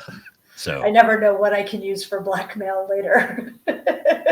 Well, I mean, during in the bar, I had two cameras running. The one I had one static camera, which is the web camera I'm using now. Okay. And then, which I am only using it as a web camera because it works really well for that, and it's very compact in size. Nice. But it does take 4K video if I need it to, and it runs on AA's. Oh, that's perfect. So, and it's very, very tiny, but it does pick up nice video. Matter of fact, I was going to use a larger camera for the ghoul, but since it was raining and we didn't know, it was easier. It was less bulky, lighter weight to carry around on the gimbal. So it was like, let's just do this. Right. And it turned out well. Nice. But the footage turned out well. But where was I going? Oh yeah, static camera. Anyways, so I was like, chicken shit. So when we were filming, so during that one we had the two cameras. So that one was running like all the time, and it went through a whole two sets of batteries, and the other one wasn't running all the time, and I went through about 3 sets of batteries with it. So you have this live action shot, and then you've got the static shot. So I've got lots of footage for Killer Cox, except for when we went to the farm, we just used the one large camera on the gimbal. Okay. And so I didn't have any, and he was afraid. So he was afraid we weren't going to catch everything. Johnny was afraid we weren't going to catch everything. So he had people with their cell cameras out taking pictures as well. And I'm like, okay. So a lot of stuff that he shared has been coming off of other people's cell phone cameras, which is fine. It's like, and he's like, but he was afraid I wasn't going to catch everything. And I did, because I didn't have any real big scenes in that one. Right. In that section of it. That was pretty much all him and chickens. It was foul weather all the way through. Foul. I love it. But he was, and I didn't have the static camera going. I should have, but I didn't. So, I don't. It'll work itself out. It was really good footage, so I'm really okay with that. We looked at everything initially, and everything looks really good. Nice. So, well, you were saying about you didn't have a lot in those scenes. Like, what is your character in Killer Cox? Like, what do you do as the character, not the filmmaker? I am just an agent. Oh, okay. So I'm just an agent. I'm his agent. Okay. Who gets really pissed off at him. Excellent. Because, why not? Isn't that the job of an agent, to be constantly angry at your client? Yeah. Well, you're constantly trying to herd cats when it's like, depending on your client. So it's like, I can see how it would be an angering experience in some cases. So, as an agent, you're like constantly going, hey, speaking of which, Trauma Now, the commercial, Yes, that's what I was gonna say. I love your shirt. And you can get that. Also, follow Johnny's links, and you can get all the merch. Fantastic creations, and does a fantastic job with all of the merch. Oh yeah. I mean, Anne does a great job. I mean, this is Anne's work here. Exactly. Yes, she's awesome. And but yeah, we had. I mean, it was a lot of fun. She even got in on the ghouls. She didn't want to, but she did. Well, that was great that she was a good sport about it, not wanting to do it, but But and that was a lot of fun. That was 2 days of really busy because I drove up there on a Friday. So I drove from Delaware all the way up to northern Pennsylvania, which was like a 5-hour drive. Yep. And then Sunday drove all the way back. Yeah, that's a long drive. I watched your progress on social media. Like when you got back to Delaware, I'm like, hi, I'm in Delaware, like from Wayne's World. Yeah. I do that all the time. I post where I start, intermediate, just whenever I stop for something, I usually just say, here I am in case I get lost. Where I can pick, where I'm at, because because I was going right now, it's only like 157 miles from here to home. Right. When I was living in Indianapolis and working out in Illinois, it was 237 miles. Yeah, that's a long so trip. 157 miles takes me 3 hours here. Right. 237 miles there took me 3 hours too. How is that possible? Must be the way the roads are, like the speed limits. So out here, it's like almost always 55 miles an hour. Mm-hmm. Yeah. It really is. It's 55 miles an hour. Out in Illinois, it was 70. It was 70, and depending on the roads that you're taking, like the Pennsylvania Turnpike, 70. Right. And I know the Ohio Turnpike is 70 because yes, I got a driving award in Ohio. Whoa! Because I exceeded their expectations. So I had to put my car on cruise control for the rest of that trip. So I got no further awards for my overachieving of their speed limits. So I'll talk candidly here, and since I was never caught, there you go. I usually did 100 miles an hour through Illinois. I don't blame you. There's nothing to look at. Through Illinois and through a lot of Indiana. Mm-hmm. I did anywhere from 90 to 110. Yep. Yeah, I took my oldest daughter out to near Chicago, and that's where, and I get pulled over and she starts giggling. I'm like, you better stop. You better stop laughing. Because then I'm laughing and the cops looking at us both like we're nuts. I'm like, that's why I got the ticket. Because we couldn't stop laughing. But yeah, it was just like, okay. Yeah, I mean, I'm surprised I didn't get a ticket as many because I was coming home every weekend. Right. So Friday morning, I was working second shift, Monday through Thursday, 10-hour days. And even when I was working day shift and working 50 hours a week, 2:30 in the afternoon, I'm on the highway heading back home so I can be home by, what was it, 6:30 at night, 5:30, 6:30, and it was like, okay. Yep. It's just like, oh gosh. And I'm Mario Andretti. Like I said, born and raised in Jersey. We did the turnpike. If you're not doing 85, 90, you get pushed off. Yep. It's like the Jersey Yep. Autobahn. You Yep. just, so that's how I learned to drive. And I'm like, I'm not a bad driver. I'm efficient. I just want to get there as quickly as possible. Yeah. I get impatient with people who drive the speed limit in the fast lane. Yeah, well, you're not supposed to. That's the passing lane. That's the fast passing lane. You move over. And then they camp out there doing 50 miles an hour. Mm-hmm. And it's like, so normally the speed limit here is between 50 and 55 in Delaware. Right. But you got people that do 40. And they're only 2-lane highways. In the left lane. No, Delaware drivers do in the left lane. They do even slower than the right lane most of the time. That's if you're on a real highway. The highways I'm on down here are only 2 lanes. Oh, you mean one in each east, west, north, south. Yeah. That's it. It's like Route 1 and 13. They're all. Yeah. Gotcha. And I'm like, all right. And you cannot use cruise control because they speed up and then slow down. Yeah. Speed up, and I'm like, oh my gosh. And you bang your head on the steering wheel, and you're just like, would you get? Just turn off. Get out of my way. Yep. If I'm heading home, I usually don't have any patience for drivers. Yeah. If I'm heading back, I have all the patience in the world because I don't care. There you go. I create new curse words. They just like fly out of my mouth at people when I'm driving. And I'm just like, right. I think Dick Nugget was my favorite. I was like, Dick Nugget. I like laughed after it flew out of my mouth. Or when you get so frustrated and you're just like, you fucking fuck. Because you can't even come up with another word. You're just like so mad. Well, I mean, I sit there. I mean, I dislike driving through Baltimore. I really do. And especially now that the bridge is gone, I'm sure it's even worse. Oh, I'm sure, because when I get on 695, I think it's 695. Mm-hmm. Yeah, 695. There are certain stretches of that are just ridiculous. Yeah. I mean, there's one arc on there, and it's, what is it, 60 miles an hour, 65, something like that. And you can see all the way around. It goes downhill.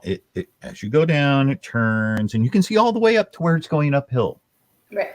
So as you're going downhill, people get scared. Yeah. And then they hit so the brakes. By the time you hit the bottom of the hill, everybody's doing 40. Yeah. And then as you start going up the hill, they suddenly get on the gas and start doing 70 again. I'm like, and you can tell, you can see there's nobody ahead of them. What are you afraid of? Yep. That's the way it is. There's a double-decker bridge in Philly that is 95 goes, and as soon as it turns, everybody hits it. I'm like, it's the same lane. It's the same lane. You're not going to automatically have it's not Wile E. Coyote did not paint a tunnel. Right. All of a sudden, like, what are you doing?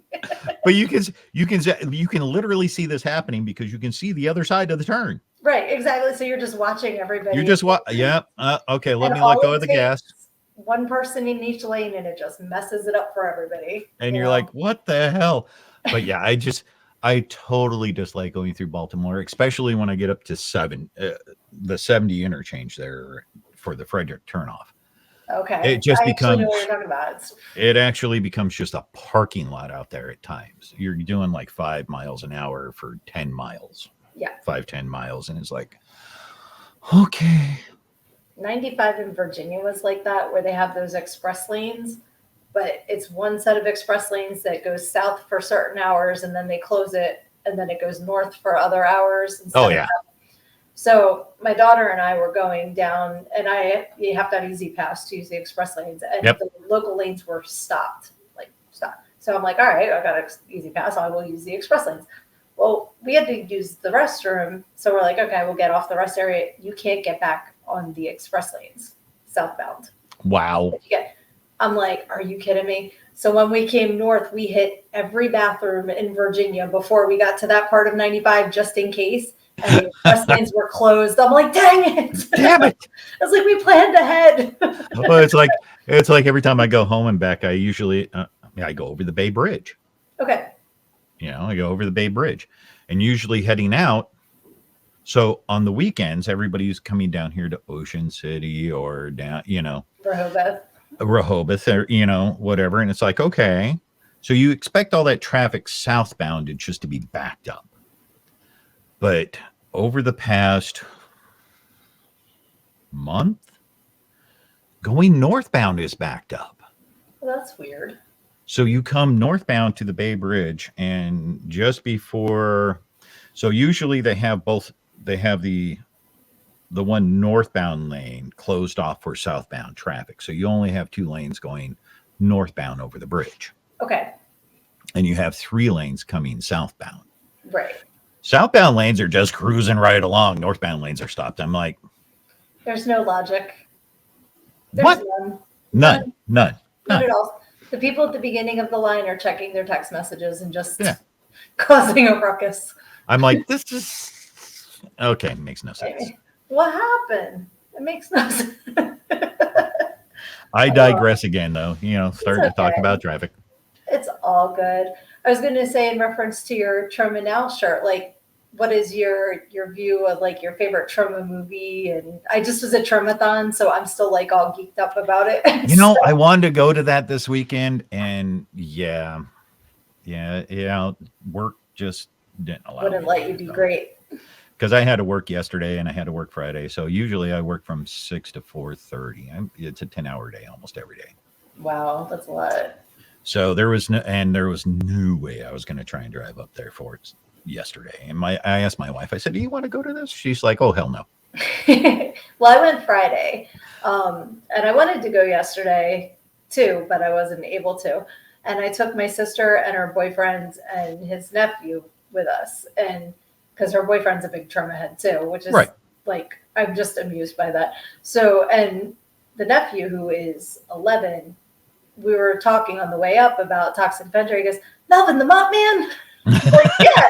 I'm like, I love that you know Melvin the Mop Man. Like, and then when he saw Toxie, he's like, I'm not getting my picture. I'm like, don't be scared. It's Melvin the Mop Man. Oh my God. But he was so cute because like I had only met him Friday before we went up. So we're waiting in line and he's like, well, since you're Carlin's sister, that means you're my auntie too, right? And I said, yeah. And he's like, so Annie, I really want to buy this. I was like, I love you, kid. You're hilarious. And my sister's boyfriend's like, don't buy him anything. He's going to make you buy all the things.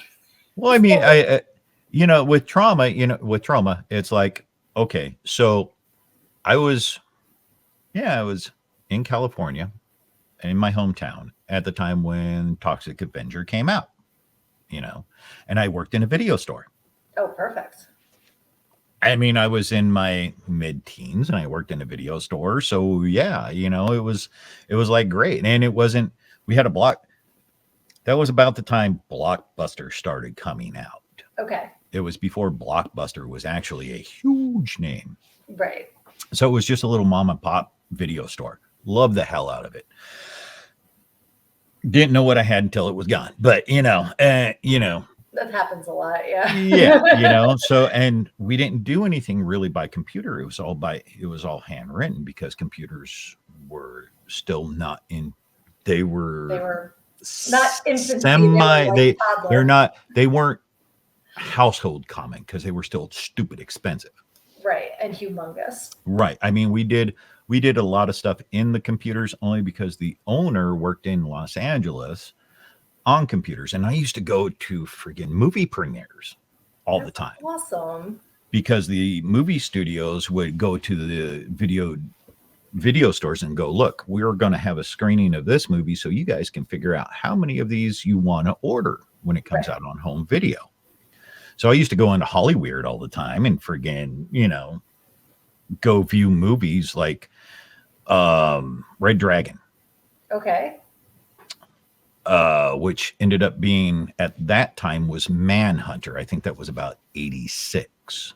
Oh, wow. Okay. I didn't know that. So Silence of the Lambs. Yes. It was the very first movie of Silence of the Lambs.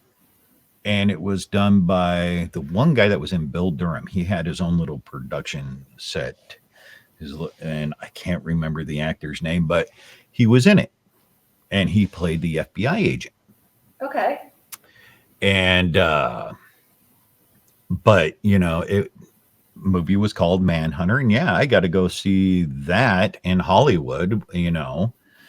And Live to Die in L.A. All those that came out about that time period. Yeah, I used to go down to Hollywood every weekend just to watch movies and get free food. That is an amazing experience to So, have. and it's like, but and that was the problem with Los Angeles at the time, is that everything was plastic, Yeah, including the absolutely. people. Yes. So, Yeah, that hasn't changed much. no, no, no. I mean, I squandered a lot of opportunity back then when I was a kid. But then that's what you do when you're a teenager. I was going to say, 2020 hindsight, of course. Yeah. You know, That's what you do when you're a teenager. But again, like I said, I'm not one of those people that's out there tooting his own horn all the time either. I'm right. just not built that way. Yeah, you need something, ask. I'll see what I can do. Exactly. You Yes. know. So, did they bring Toxic Avenger into the video store, or was that something Yeah, you that guys was bought? actually my first. So yeah, yeah, Toxic Avenger was actually at that in Nukem High. Yes. So those were the first two traumas that I was actually introduced to when I was in my teenage years. So those ones are always nice. I I was haven't going to say, they're revisited like them the lately. flagship ones, I believe. Yes, Like, yeah. I haven't revisited those recently. I need to. I've been meaning to, but I haven't had a lot of time. Now, Frankenhooker, I just got done watching not too long ago. I had some spare time and I'm like, what do I want to watch? Well, that's on my list because I have my Troma Now subscription. So, those of you at home, if you don't, go to tromanow.com. It's free for the first 30 days, $4.99 a month after. I am not affiliated with Troma. I just love it. So, I'm going to promote it. But I'm new to this world. So, I just recently found out, like, I've heard of the Toxic Avenger, but I never Right. saw it until a couple weeks ago, and I loved it. Oh, yeah. And started with Poultrygeist, which was not what I was expecting at all. My husband's still like busting my stones because he doesn't do musicals, and he's like, "What did you just make me?" I'm like, "Come on, boobs." But I did Poultrygeist, excuse me, Toxic Avenger. I've done Tender Dracula, Preacher Man.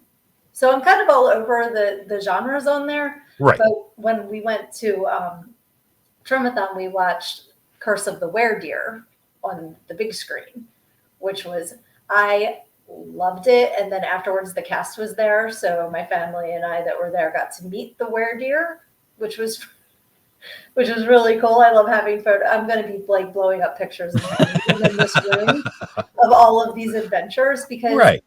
to me, like you were saying about Hollywood being plastic, like Troma is so true to life because you have to be creative with the effects and you don't Right. have these Hollywood budgets and they make them so creative and so fun. And I got to meet Uncle Lloyd. He's so sweet. Like that just made my whole day.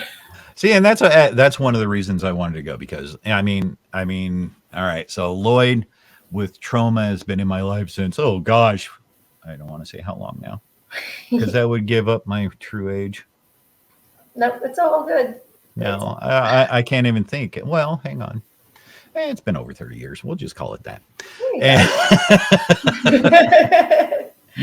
it's, it was part of my growing up, and he's been around. He's been, he's been in that It's 50 years of that Troma. entertainment spectrum that I grew up with, and it's like, it'd be nice to meet the gentleman. Yep. And I got him to sign my copy of my book, which Oh, was really awesome. And I saw him and I was like, I would like if you could sign my book. And he's like, of course. So he signed it on his face. And then nice. I said, and I signed a book for you too, if I can give you a present. And I gave him a copy of my book and he cackled when he read the title. Ooh. Keep talking. I'll be right back. I forgot something. Okay. So it was really fun, like to actually give Lloyd Kaufman, the, creator of Troma, who's in Johnny's book, it all just comes back to one big connection. And that's what's so cool So, is like everything totally connects. forgot. So when I was up at Johnny's, right? Johnny was giving away some stuff he wasn't really, and this goes back J&G. Let me get a little closer. The I ring was light kind of. saying, top's a little blurry, but okay, now I can see Yeah, it. there Yeah, we yeah. go. It looks like So, somebody from Gumby. well, it's the claymation he did for the whole Oh, entire story. oh, So wow. that was J and G. That's J and G from the story there.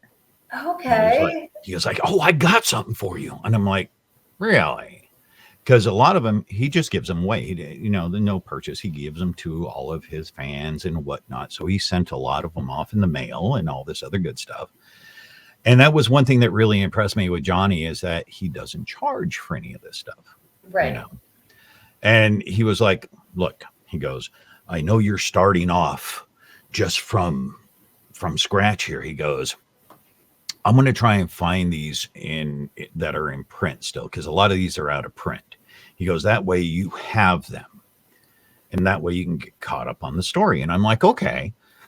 So he was like, okay, this person has book one. This person has this one. This shop has this one still, and he tracked all this down. And I'm like, okay.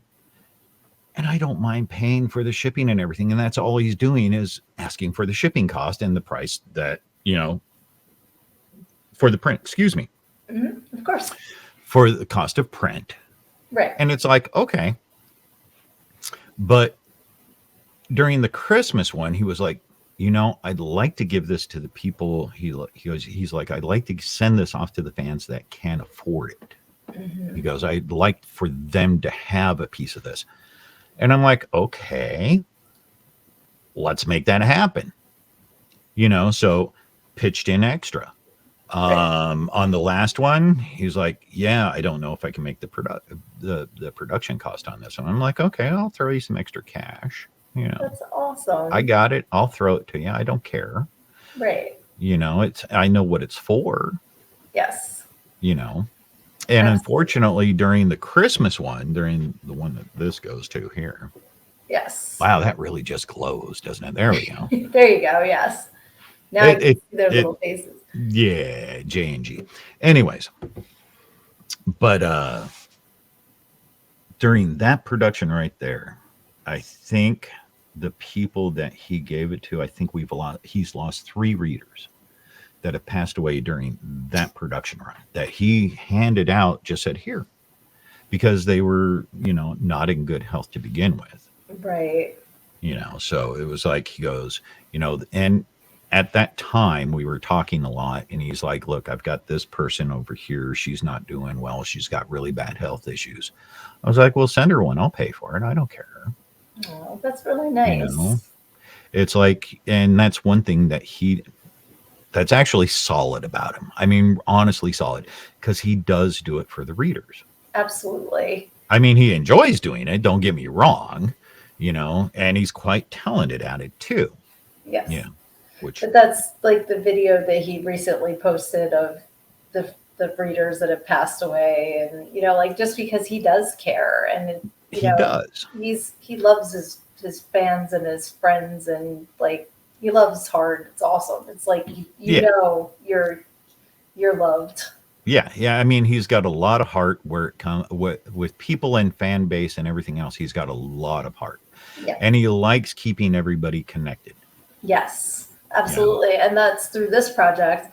He'll be like, I'm talking to this person. What do I need to know? And he can give me the encyclopedic knowledge of everybody that I've talked to. He knows exactly where you guys met, how you did, what you talked about, the different projects. And then I'm like, okay, slow down. That's like last year. I was in this very same. No, I was out there. I was going to say I was in this very same closet, but no, I was out there. Tales from the closet. Yeah. Eventually, I'll come out of the closet. But anyways, anyways, when we did the 24-year anniversary thing, that when he had that idea and we were talking, he's like, "Well, you remember? No." Well, you remember this storyline, don't you? No, I don't. I actually finally made a spreadsheet so that I can keep track, because I don't remember. Like, I need to write things down or they're gone. If I were so lucky to actually think about making a spreadsheet, yeah. But, I just don't have the wherewithal to think about that at the time. That's the problem, is a lot of the things are like, oh crap, I got to go back and put that back in because I forgot to add it. So, Right. And I'm just like, okay, but I mean, but like, so, and I know the reason why he put out the thing about the fans that have passed away, the memorial. right, yes. And I know the reason why, because there were 2 hits that he didn't necessarily want to take. And he had no choice in, 2 people that had passed away recently. And he's like, and he had, he mentioned it to me and he's like, I think I'm going to do this. I'm like, that's a great idea. Mm-hmm. I mean, honestly, that's a great idea, Definitely. So, and they were fans and they enjoyed what he did and they benefit, if it just gives people a little bit of enjoyment. Absolutely. And that's, what we were talking about with him remembering people. It's not like he still talks about people that he lost forever. Oh, yeah. It's not like, well, then on to the next one. Like he cherishes everyone that's in his life, and it's so beautiful. Right. And he remembers their name. Oh, yeah. Absolutely. But we were both talking about keeping things straight, and I'm like, and he's been getting this for 25 years. Like, I wouldn't remember what room I left the character in to go to the next, to keep a storyline going for that long is such talent. Well, I mean, even going through the daily reruns, that he does. Do I remember what yesterday's rerun was? Nope, I don't. No. I read the whole thing entirely, but I had a wealth of garbage happen since then. It's like is in there sweeping out the brain cells, make room for the new ones. It's like, no, I don't. I think I kind of remember. I read the days and I don't remember, I'm picturing Carol Burnett in my head mopping my thoughts away. the entrance was that the entrance? Or was that the exit? I can't remember. That was the exit. Glad we had this time together. Right. Yeah, see, that I remember. Don't ask me what I had for lunch, but Carol Burnett show, sure. See, I remember the scene. I don't remember the song. Right.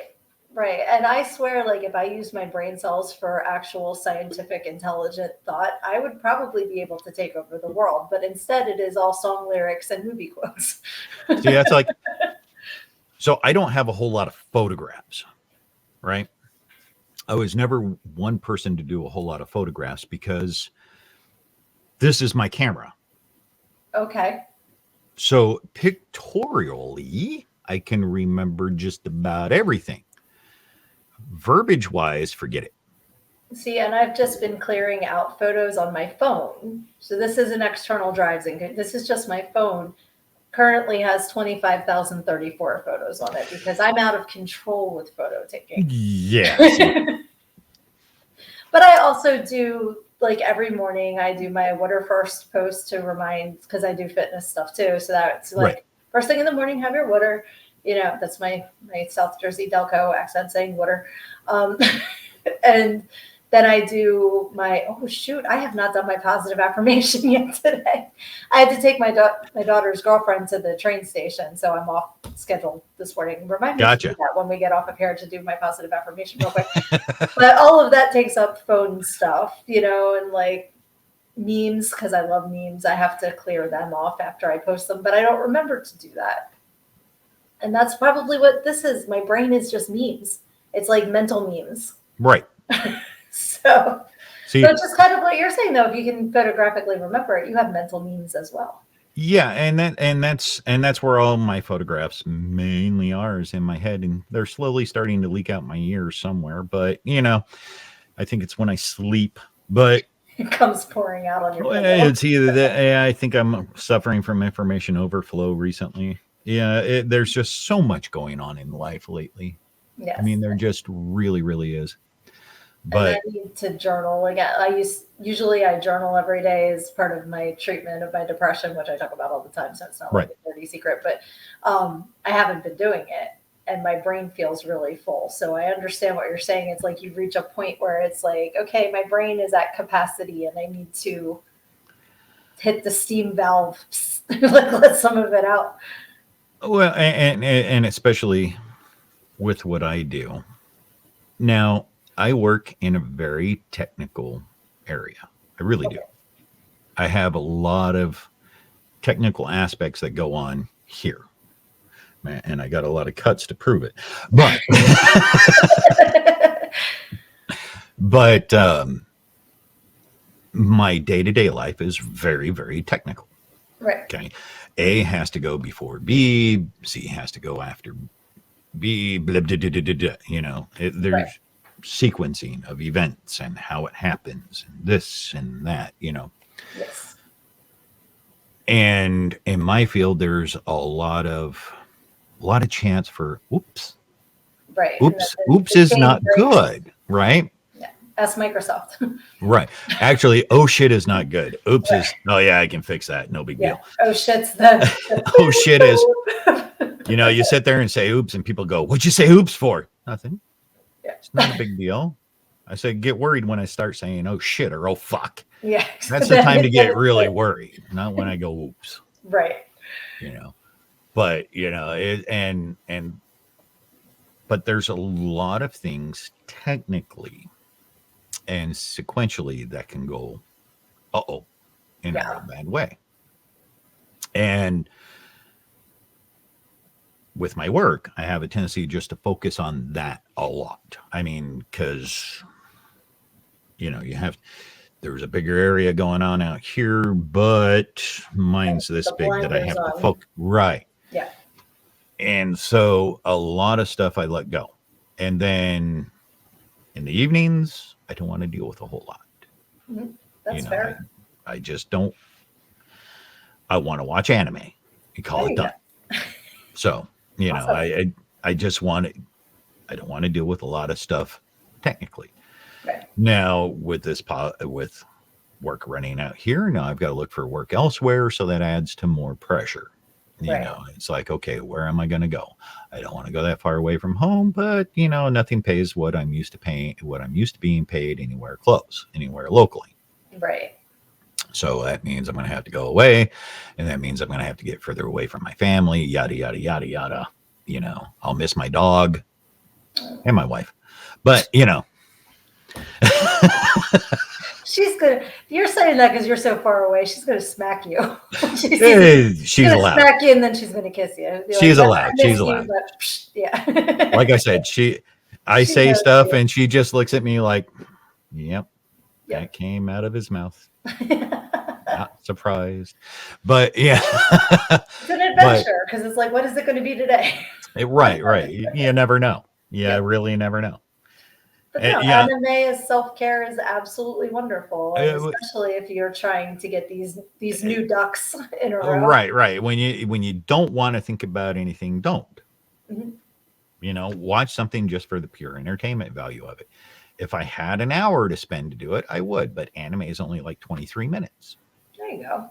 I can See, I spare. wish I could do that.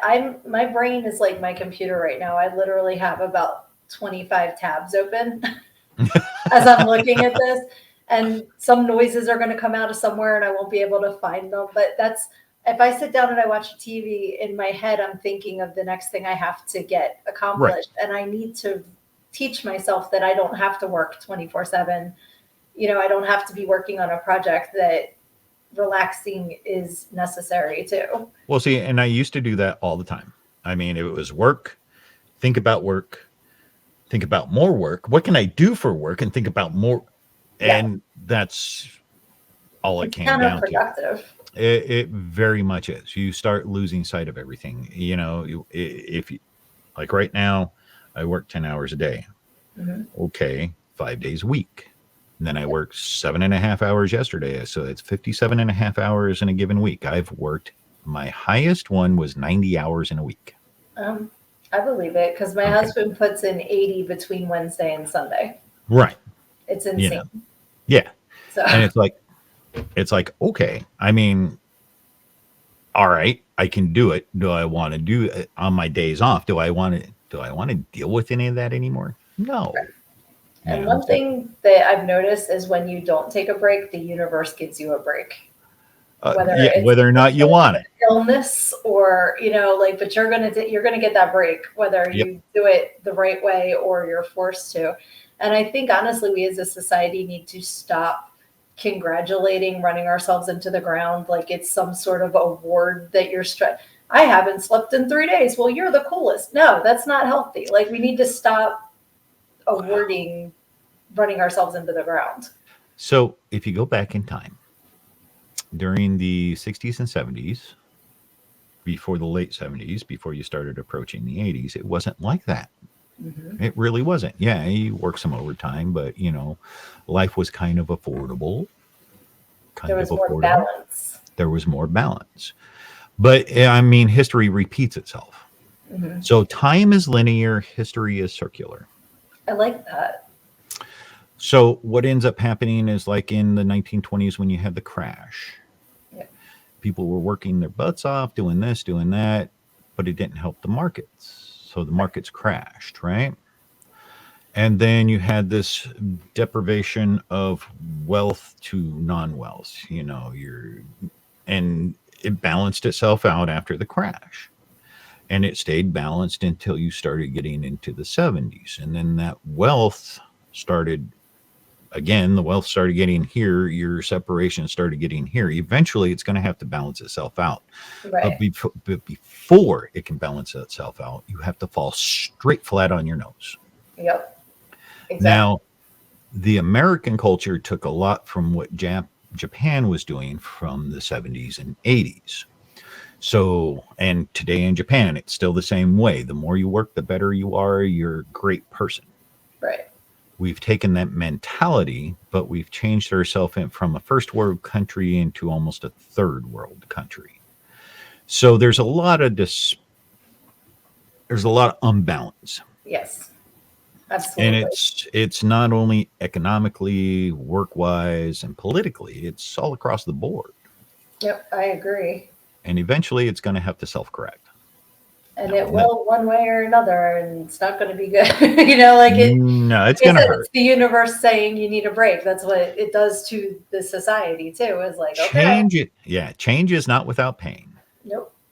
So. It's very uncomfortable. That's what creates change. I actually share a story about a lobster in here and how you need to get uncomfortable to change. Yep.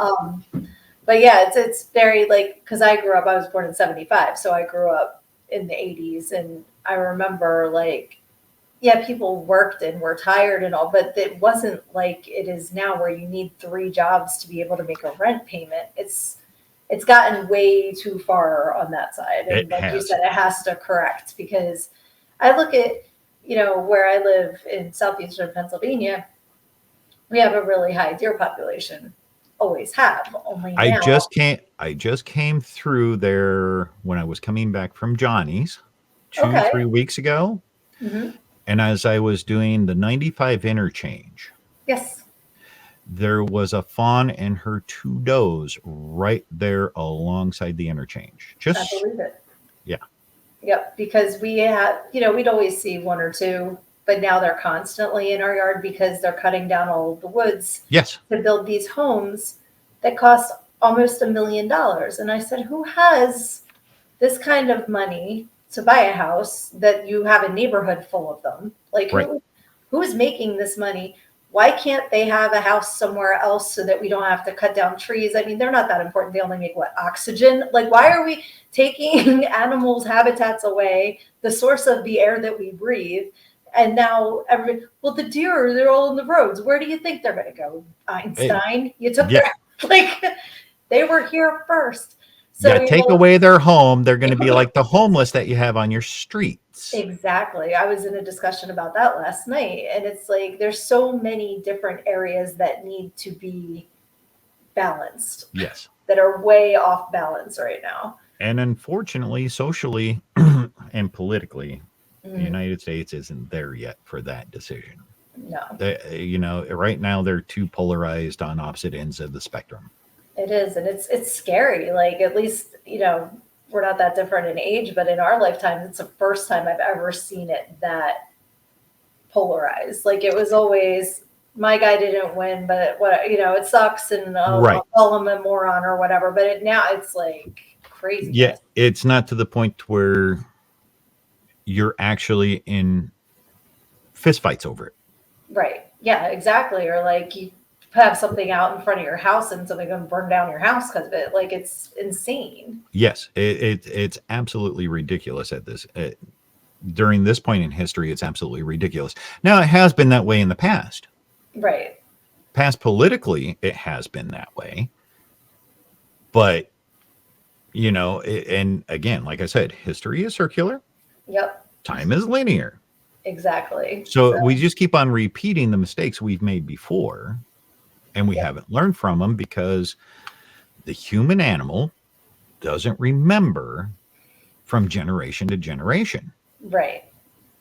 And the thing is, too, when you have historical records and you can show people this is what happened, and they go, nuh-uh. Exactly. So, well, if you think about it, okay, so there's the old saying, history is written by the winners. Yep, those in charge, those who won. Those who won. Exactly. So are they going to tell you the absolute truth? No. Everything is always somebody's version of it, Well, and that's why I like to say to people, well, that's not the truth. Truth is subjective. Absolutely. It's like if you even just think of it in terms of yourself, like you're the only one who truly knows you. Everybody else has their perceptions of you, and that's their truth of who you are. And depending on the moment of the day, there's plenty of people who think I'm an asshole. Right. Yeah, but and there's plenty of people that don't. But it's all the time that they spent with me, which depending on the day could have been I was in a great mood or I was like on the highway. Yep. So, and that's the same with historical records. Whoever wrote them down, it was their perception of what happened. Exactly so. And with today's social media and people like getting their news from their news feeds, because even the news outlets are their perception. Again, it's not even a news outlet anymore. It's media. Yep. Exactly. Because even they say it's not news, it's entertainment. They call themselves entertainment media these days. Not right. News. And that's terrifying too, that people take that as gospel. Right. So get your entertainment from comics and movies and books. Yeah, you'll have a much healthier brain pattern. Yes. Much healthier brain pattern. And audiobooks that Bryan has done, because I could listen to your voice all day, but we have been talking for over 2 hours, so I probably should wrap this up, even though I could talk to you for another 2 hours. And that's fine. We should wrap it up. You're absolutely correct. I got to get back to editing film. Yeah, you're comfy in the closet. You don't want to leave, so you're just like, let's keep talking. Actually, I kind of want some lunch. Yeah, me too. My belly's like full. I'm like, I hope the mic's not picking up that I'm like, I haven't eaten yet today. But it's all good. We'll get it all done in the end, It will all get done in the end, one way or another. Yes, but thank you so much for taking the time to come on here with me. I've thoroughly enjoyed it. It has been, and I'm not being a smartass, it has been educational and entertaining because you've taught me all kinds of stuff today that I really appreciate. And I'm going to be a pain in your butt and pick your brain more about this. That's fine. That's okay. That's fine. My pleasure. Not a problem. Awesome. And I hope that I can chat with you again. And everyone at home listening, get your copy of Johnny Necro, the Frozen Dead comic series, and the new one's coming out in the fall, the 25th anniversary, 25 years of Johnny Necro and the Frozen Dead. Make sure you are following our friend Johnny Logan Harley on social media. Get your horror adorables, your more adorables, your Frozen Dead, all of your merch at Fantastic Creations. You can find those links in the link tree too. And thank you again, Bryan, so much. This has been awesome. Thank you, Sydnee.